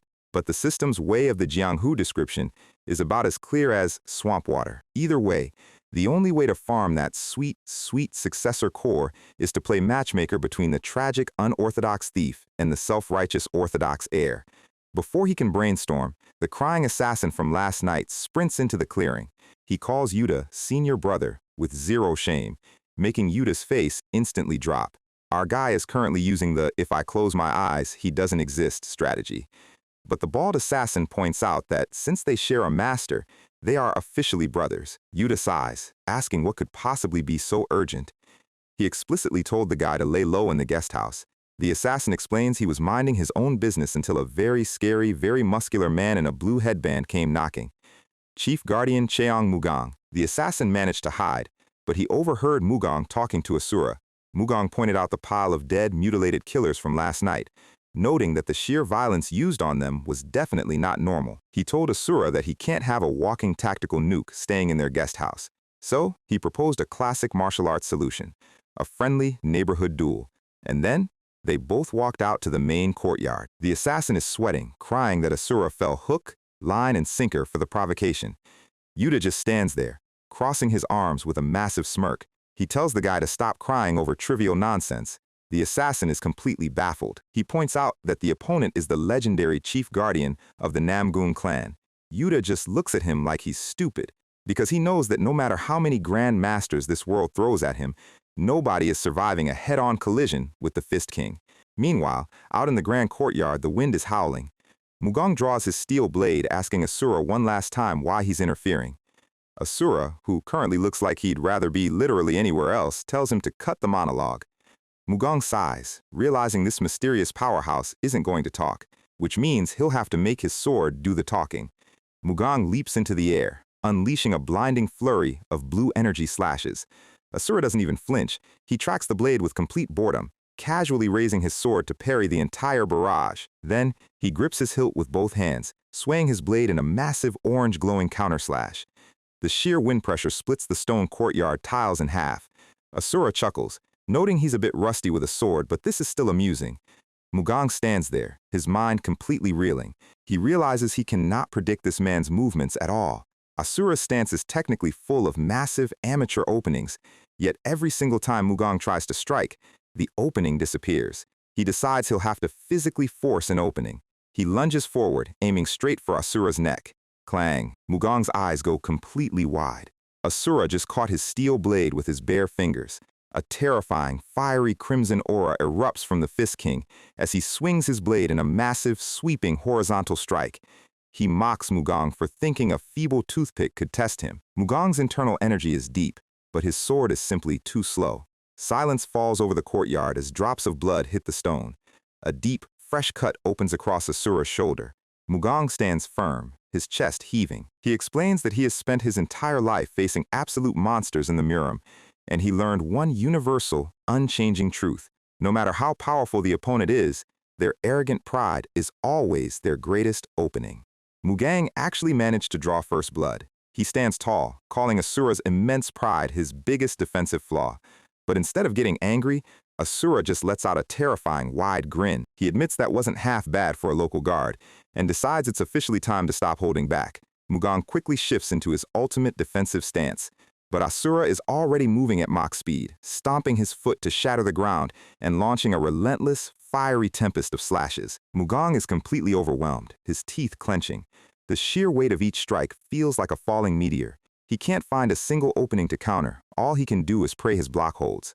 Asura mocks him, asking if his pride still looks like a weakness. He spins his blade, driving a massive, explosive downward strike.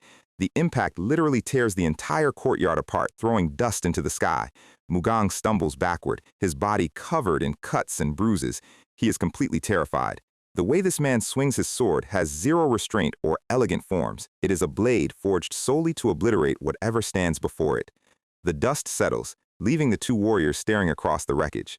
Mugong notes that Asura's martial arts are completely alien. He can't trace the origin of his techniques or his mental cultivation at all. He demands to know who Asura truly is, and what kind of battlefields he had to survive to wield such a foreign blade. Asura just stares back, his expression turning cold. He tells him that if he wants answers, he'll have to drag them out using his sword. But Mugong is practically running on fumes, his blade trembling. He yells, asking if Asura is an assassin sent by the demonic cult. Asura doesn't answer. He just moves. A single blinding flash of steel, and the tip of Asura's blade stops exactly a millimeter from Mugong's throat. The absolute gap in speed is too massive to calculate. Mugong's hand goes limp, his sword dropping to his side. He realizes the fight was over before it even started, and Asura has been playing with him this entire time. The wind howls through the ruined arena as Mugong stares at the floor. He thinks about the bizarre, rule-breaking path of Asura's blade. It holds absolutely no killing intent, yet it is brutally overwhelming. It literally feels as if it doesn't belong to this world, and that thought triggers a deep, long-forgotten memory. Mugong remembers a cold night years ago, walking toward a silent temple. A woman with long silver hair was kneeling in the mist. He told her that the Black Moon sect was officially finished, and their demonic lingering traces would be erased by his clan.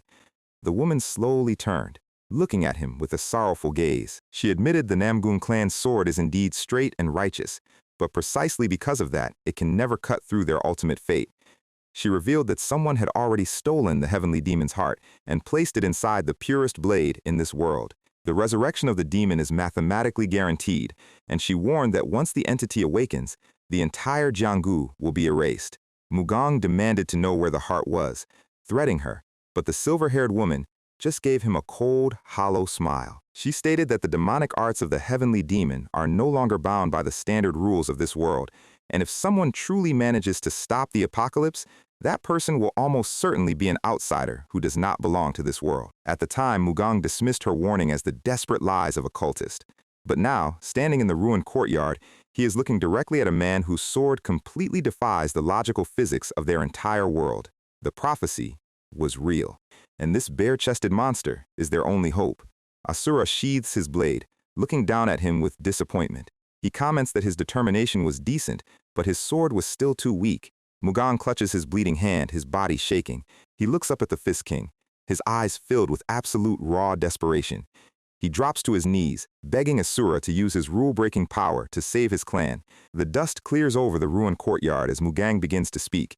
He explains that 5 years ago, during the massive campaign to wipe out the Black Moon sect, a mysterious woman pulled him aside and told him a bizarre, cryptic prophecy. She warned that the only way to stop the impending resurrection of the heavenly demon was to find a legendary swordsman who did not belong to this world.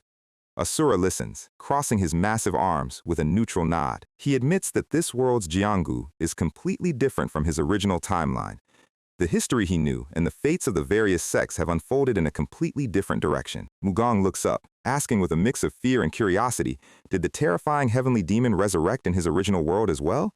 Asura scoffs, saying that even if he did, the guy must have been a complete nobody. Mugang's sweat drops, quickly shifting back to the urgent problem at hand. He explains that the wicked remnants of the demonic cult have already made their move. The cursed heavenly demon heart core has been planted within the purest blade of the clan, which means their young master Jinwi is currently a walking time bomb. Asura, who runs on absolute direct brute force logic, asks the obvious, why don't they just execute the kid before the demon can open his eyes?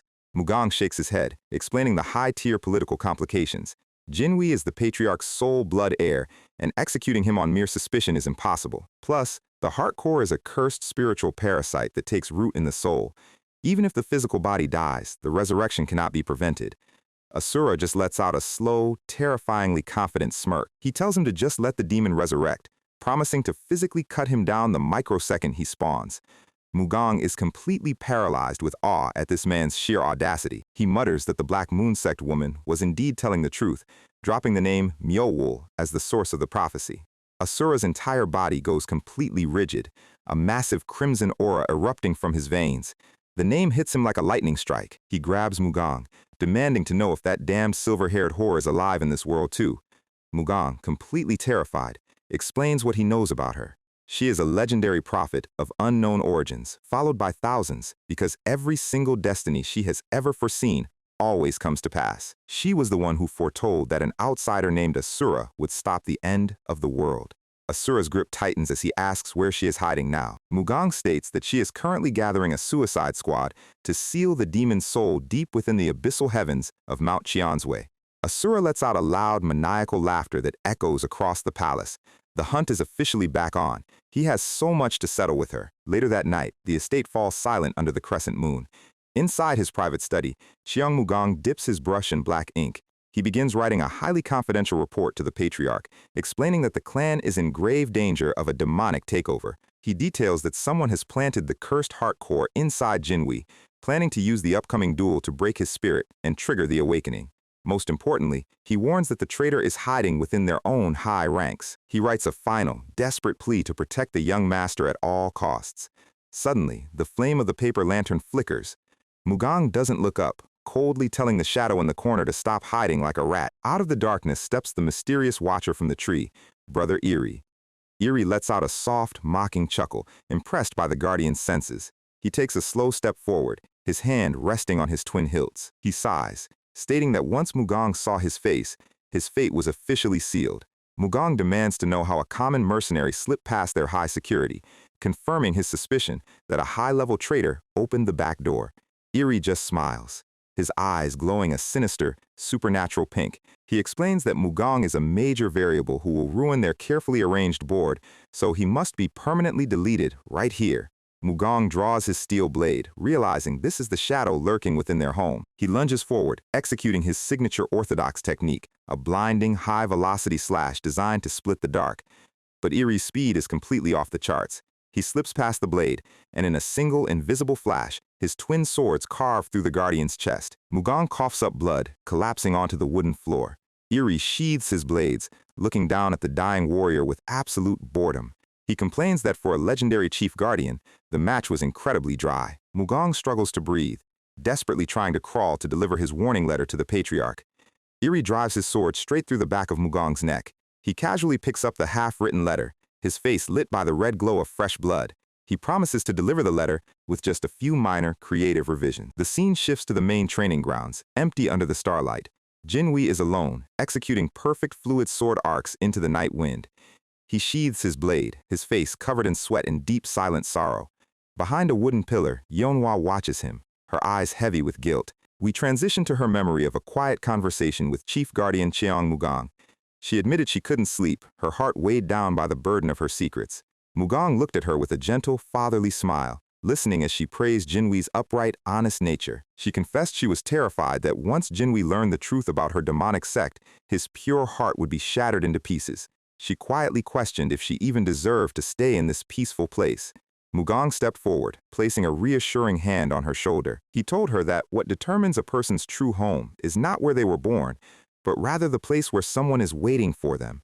Yeonhwa looked up, asking if such a person truly existed for a sinner like her. He pointed out Jinwei, who couldn't put down his sword out of worry for her safety, and swore on his honor as the chief guardian that he would protect them both until the very end. And now, that same proud guardian is leaning against a bloody wall, cold and lifeless. Eerie crouches over his corpse, letting out a twisted, mocking laugh. He complains that the man died far too quickly, and sits down at the desk to rewrite his final testimony. Using a forged brush, he writes, "So Yeonhwa, the wicked remnant of the Black Moon sect, approached our clan to plant the cursed heavenly demon heart core in young Master Jinwei. When I discovered this scheme and tried to stop her, she executed me. Asura and the foreigners staying with her are all her accomplices." Eerie lets out a terrifying, wide grin, highly pleased with his creative writing. He notes that this forged letter is more than enough to force the entire Namgun clan into a state of absolute bloodthirsty war. But in the shadows of the doorway, a pair of eyes is watching. Our crying bald assassin has witnessed the entire forgery, his face pale with horror. Realizing his new master and Yuta are about to be framed, he bolts into the night. Inside his guest room, Yuta is snuggled deep in his blankets, peacefully sleeping and dreaming of a world without blue screens. Suddenly, the bald assassin literally shakes him awake, screaming, "Senior brother!" Yuta comically jumps out of his skin, rubbing his eyes and groaning. The assassin frantically explains that Yeonhwa is about to be captured, and the entire estate is about to lock down. He yells that he saw Eerie murder Cheong Mugong and forge the warning letter. Yuta's strategic brain is struggling to load this massive information dump.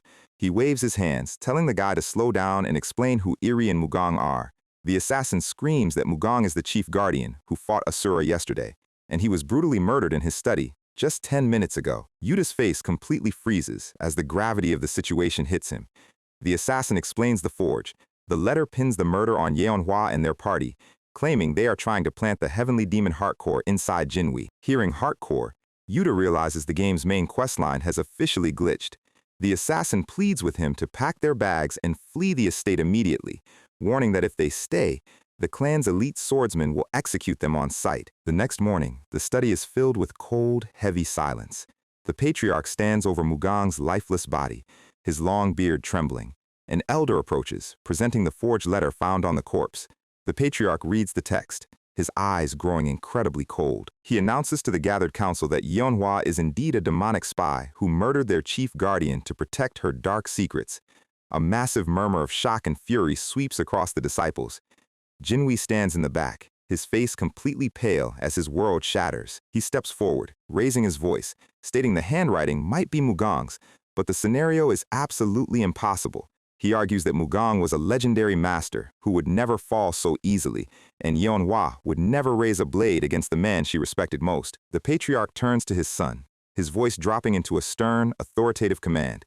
He warns Jinwei that the unorthodox witch is simply manipulating his pure heart to break his spirit and awaken the demon inside him. He tells him that as the heir of the Namgun clan, he cannot let affection shield a murderer. He demands that Jinwei answer for the blood of their chief guardian by immediately resuming the halted duel to the death. Jinwei looks down, his hand slowly resting on his sword hilt. The patriarch states that if she is innocent, her sword will prove it.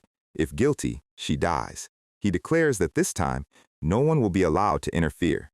Jinwei grips his hilt with white knuckles, a sudden, dark, purple energy erupting from his hand. His eyes glow a sinister, glowing crimson as his heart thumps loudly. The deep despair has officially triggered the cursed heart core, and the heavenly demon is beginning to wake up. All right, we are officially escaping through the back door. Jongdu is leading the way down the pitch-black hallway, And honestly, we are lucky this bald guy has the entire map memorized. He slides open a heavy stone door, and our crew finally gets a second to breathe. Yuta looks around, completely confused about how an ancient martial arts estate has a secret highway built directly into the foundation. Jiangdu explains that assassins have been using this hidden tunnel for generations. Yuta's eyes narrow as he connects the dots. This is exactly how Eri sneaked into the Chief Guardian's private quarters without triggering a single alarm. He looks at Jiangdu, asking if they're genuinely going to be okay. If Red Blood Mountain finds out they betrayed the guild to save the target, they are officially going to be put on a permanent hit list. Jiangdu looks down at his bandaged arm stump, his expression surprisingly calm. He explains that they were already considered dead weight the second Asura sliced off their hands. Rather than being thrown away like trash, they decided to pledge their loyalty to the master and senior brother who actually let them keep their heads. Yuta smiles, but reminds him that the emotional reunion needs to wait until they are physically outside. Yeonhwa walks behind them, her face completely pale with shock. She still can't believe Cheong Mugang got taken down so easily. Jiangdu points out that Mugang's stamina was heavily depleted after his sparring match with Asura, and Eri is not the type of killer to miss a perfect opening. Yuta realizes they are dealing with an incredibly meticulous opponent. Jiangdu adds that Eri isn't just a high-level musclehead, he is actually versed in military strategy, calligraphy, and painting, which is why forging a perfect suicide note was basically a side quest for him. Yuta's face drops as he looks around. He asks where Asura went since they are currently running a hardcore dungeon run without their primary tank. But even without the Fist King, Yuta knows he has to find a way to clear this stage. He reviews everything they've learned. The successor of this tower is Jinwi, and the ultimate regret he wants to fix is Yeonhwa's public execution. He looks at her, stating that since the heart core is already inside Jinwi's body, they are officially out of time. He demands that she tell him the exact contents of that demonic manual. Yeonhwa stops, the torchlight casting deep shadows over her face. She confesses that she was indeed trying to steal the manual for a specific ritual. The heavenly demon heart core has already taken root in Jinwi's soul, and by nature, the cursed relic feeds entirely on the vessel's absolute hatred. Yuta's strategic brain is working overtime. He asks why she didn't just explain this to Jinwi from the start instead of letting herself get framed. Yeonhwa looks away, admitting she did it to protect him. If Jinwi had learned that his own family was using his body as a demonic science project, his hatred would have exploded, triggering an instant resurrection. So, she decided to play the villain, preferring that his hatred be directed solely at her rather than his own kin. Yuta is completely stunned by her selflessness. She literally became a server-wide target just to keep the kid's mental state from breaking. He asks if the entire Namgun clan is in on this conspiracy, and Yeonhwa confirms that a massive chunk of their high ranks are corrupted, with the patriarch himself acting as the main developer of the project. Yuta's face goes completely pale. If the whole clan is their enemy, how on earth are they supposed to clear this quest? But Yeonhwa reveals there is still a winning play, the demon heart control technique hidden inside the manual. If they can perform the forbidden art, they can safely extract the core without killing him. Yuta's gamer confidence is back. So the outline is clear. They just need to survive, regroup with Asura, and raid the secret library. First, let's get out of this tunnel. Thud. 3 throwing daggers slice through the air, embedding themselves in the doorframe. Jiangdu's face goes completely white as a dark, oppressive purple aura floods the corridor. Out of the shadows steps Brother Eri, his long hair swaying. He laughs, assuming his old disciples captured the fugitives to offer them as a peace offering. "Haha, what are you two doing? I thought you'd be dead." Yeonhwa's eyes instantly light up with a chilling blue fire. She doesn't wait for a single word, launching herself forward with absolute fury, her steel blade clashing head-on against Eri's twin swords in a shower of sparks. She demands that the killer pay for the life of Cheong Mugang, her blue aura flaring as she pushes her blade against his defense. Eri just maintains his creepy, effortless smile. He mocks her righteous anger, leaving her to press her steel harder, vowing to make him pay with his life. The steel duel continues in the narrow stone passage. Yeonhwa pushes her weight forward, her sword screaming in rage, demanding justice for the chief guardian. Yuta yells for her to fall back, warning her that this guy is a special-grade boss. But Yeonhwa's reason has completely left the chat. Eri casually twists his wrists, delivering a heavy physical kick that sends her flying backward. He steps forward, his long hair casting a shadow over his smiling face. He mocks her righteous anger, calling her a pathetic cultist playing hero. He declares that her only purpose in this world is to die, acting as the final trigger to awaken the heavenly demon. Suddenly, Jongdu and Yulge step in front, drawing their blades. They tell Yeonhwa to fall back, promising to hold the line. Irie's smile completely vanishes, replaced by pure, cold disgust. He can't believe these low-level brats, whom he personally trained, dare to point their steel against him. The brothers clash with their former captain, but the gap in tier is too massive. Both of them are missing a hand, making their defense a crucial beat slower. Jongdu realizes that if they take one more head-on hit, their health bars will be deleted. Irie casually knocks their swords aside, pinning them against the stone wall. He offers them one final, twisted bargain. If they execute Yuta and deliver Yeonhwa to the clan with their own hands, he'll personally reinstate them into the guild. Yulge's resolve instantly wavers, his face covered in sweat. He looks at Jongdu, whispering that this is their only chance to survive. Jongdu is completely disgusted, asking what happened to their sacred oath. Yulge screams that he refuses to die like a dog in a sewer. Jongdu lowers his head, letting out a heavy, defeated breath. He sheathes his sword, admitting that Yulge is right. Yuta's face drops as he watches the betrayal unfold. Jongdu steps forward, reaching into his pocket, and slams a massive smoke bomb onto the floor. A thick, white cloud of smoke instantly fills the narrow passage. Jongdu screams for Yuta to grab Yeonhwa and run for the exit, promising to buy them every second they have left. Yuta realizes it was a brilliant strategic bait and grabs Yeonhwa's hand, sprinting down the corridor. Inside the smoke, Yulge is coughing, completely confused. Jongdu explains that Irie had zero intention of letting them live anyway. They saw him forge the letter, which means they were already on his execution list. But in this narrow, smoke-filled passage, speed is useless. If they attack together in the dark, they might have a single micro probability of winning. Out of the white mist, Irie's slow, calm footsteps echo. He praises Jongdu for using his head, noting he remembers his weakness in the dark. Though that is an old story now. Flash, a single, supersonic swipe, and Yulge collapses, his chest sliced open. Jongdu's eyes go completely wide in the dark. Irie has completely mastered blind combat, his senses perfectly attuned to the smoke. Before Jongdu can even raise his blade, Irie's sword drives straight through his chest. He whispers that a broken tool is still just a broken tool and slides his blade out, leaving the brother to collapse on the cold stone.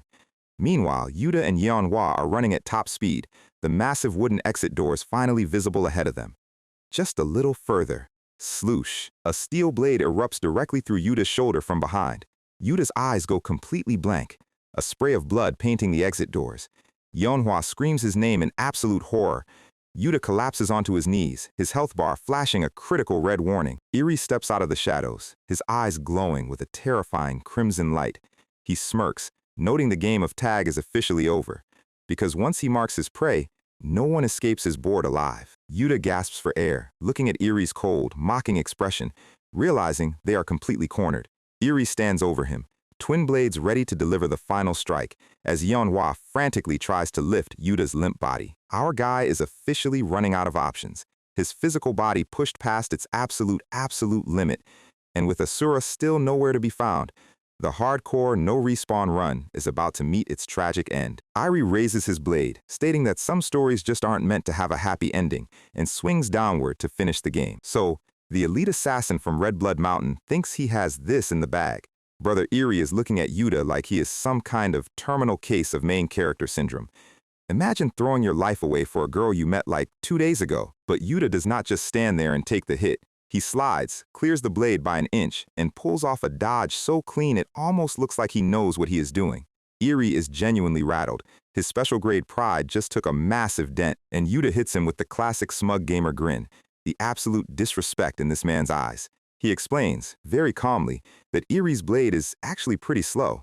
And why is that? Because Yuta has spent the last month dodging punches from a literal god killer who uses mountain ranges as punching bags. That is the kind of comparison that gets a proud assassin triggered. Irie decides he is done talking. The dark purple assassin aura flares up. He lunges, activating the Red Blood Mountain Slaughter art. Dark Wolf Flash. Steel meets steel, and Yuta is instantly pushed back. Irie gets his smirk back. He loves it when the prey starts struggling. He unleashes a barrage of slashes that completely fills the hallway. Yuta is barely keeping his limbs attached at this point. He realizes his fragile level 1 body is on a very strict timer.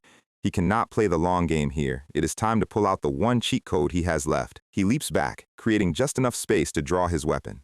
The Holy Sword of Asterion. celestial judgment, holy pole flash. A blinding beam of pure golden light tears through the underground tunnel. Irie's twin blades are barely holding back the sheer kinetic pressure. Yuta's eyes are locked in. He is not letting this guy touch Yanhua. Meanwhile, far away from the dungeon drama, Asura stands at the base of Mount Qianzui. This is the place where his seal is supposedly anchored. A bald temple guard steps out of the forest looking very serious. He warns Asura that this is holy ground, off limits to foreigners. And if he takes another step, his head is coming off. Asura does not even look at his weapon. Is Myowool up there? The guard is not used to being ignored. Splat. Asura grabs his face and slams him into the stone staircase before he can even finish his sentence. I am the one asking questions here, Baldy. The rest of the temple disciples look down from the top of the stairs. They are currently questioning all of their life choices. They rush down anyway, swords drawn. One of them yells that they cannot let him get near Lady Myowool. Asura flexes his fist and throws a simple, raw, physical punch into the air, generating a shockwave so massive it literally clears the entire staircase.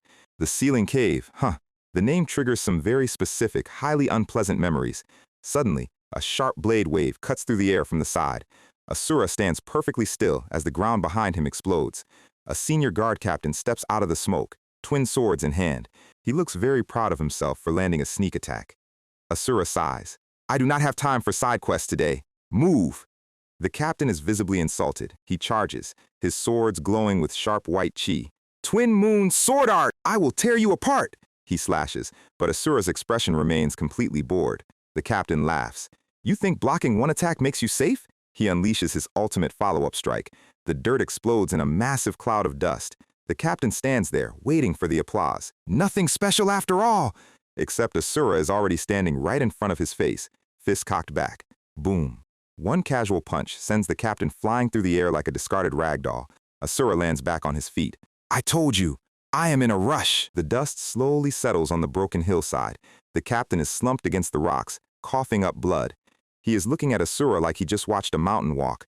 Asura towers over him, looking completely unimpressed. Your little games are over. Inside the cave, the air is cold, quiet, and filled with the scent of ancient blood. Pink magical energy swirls around a pair of elegant hands. Myowool is standing before a floating, blood-filled chalice. The sealing ritual is almost complete. Suddenly, a battered body comes flying through the entrance and slams hard onto the stone floor. It is the twin sword captain. Heavy, slow footsteps echo through the cavern. Asura walks in, his eyes glowing red in the dark. It sure has been a long time, Myowool. She turns slowly, looking at him with mild curiosity. Who are you? Asura's smirk immediately fades. Are we seriously playing this game? The woman who betrayed me, threw me into a cage, and locked my dantian. Myowool looks genuinely confused. What absolute nonsense are you talking about? Asura stops. He looks at her closely, analyzing her expression. She is not acting. She genuinely does not recognize him. She raises her hand, activating a glowing pink magic circle. Wait, she mutters, her eyes narrowing as she senses his energy. You are a heavenly demon? From another world. Asura is like, excuse me? She floats backward as her magic flares up. I knew your martial arts did not belong to this Jianggu. She looks down at him with cold, clinical judgment. You are just another demon I have to put down. Asura literally starts laughing out loud. It is the funniest thing he has heard since he fell through the sky. Me? A heavenly demon? You think my martial arts are some cheap demonic cult trick? He clenches his fist, red energy violently surging around his arm. Myowool stays completely calm, her silver hair drifting in the wind.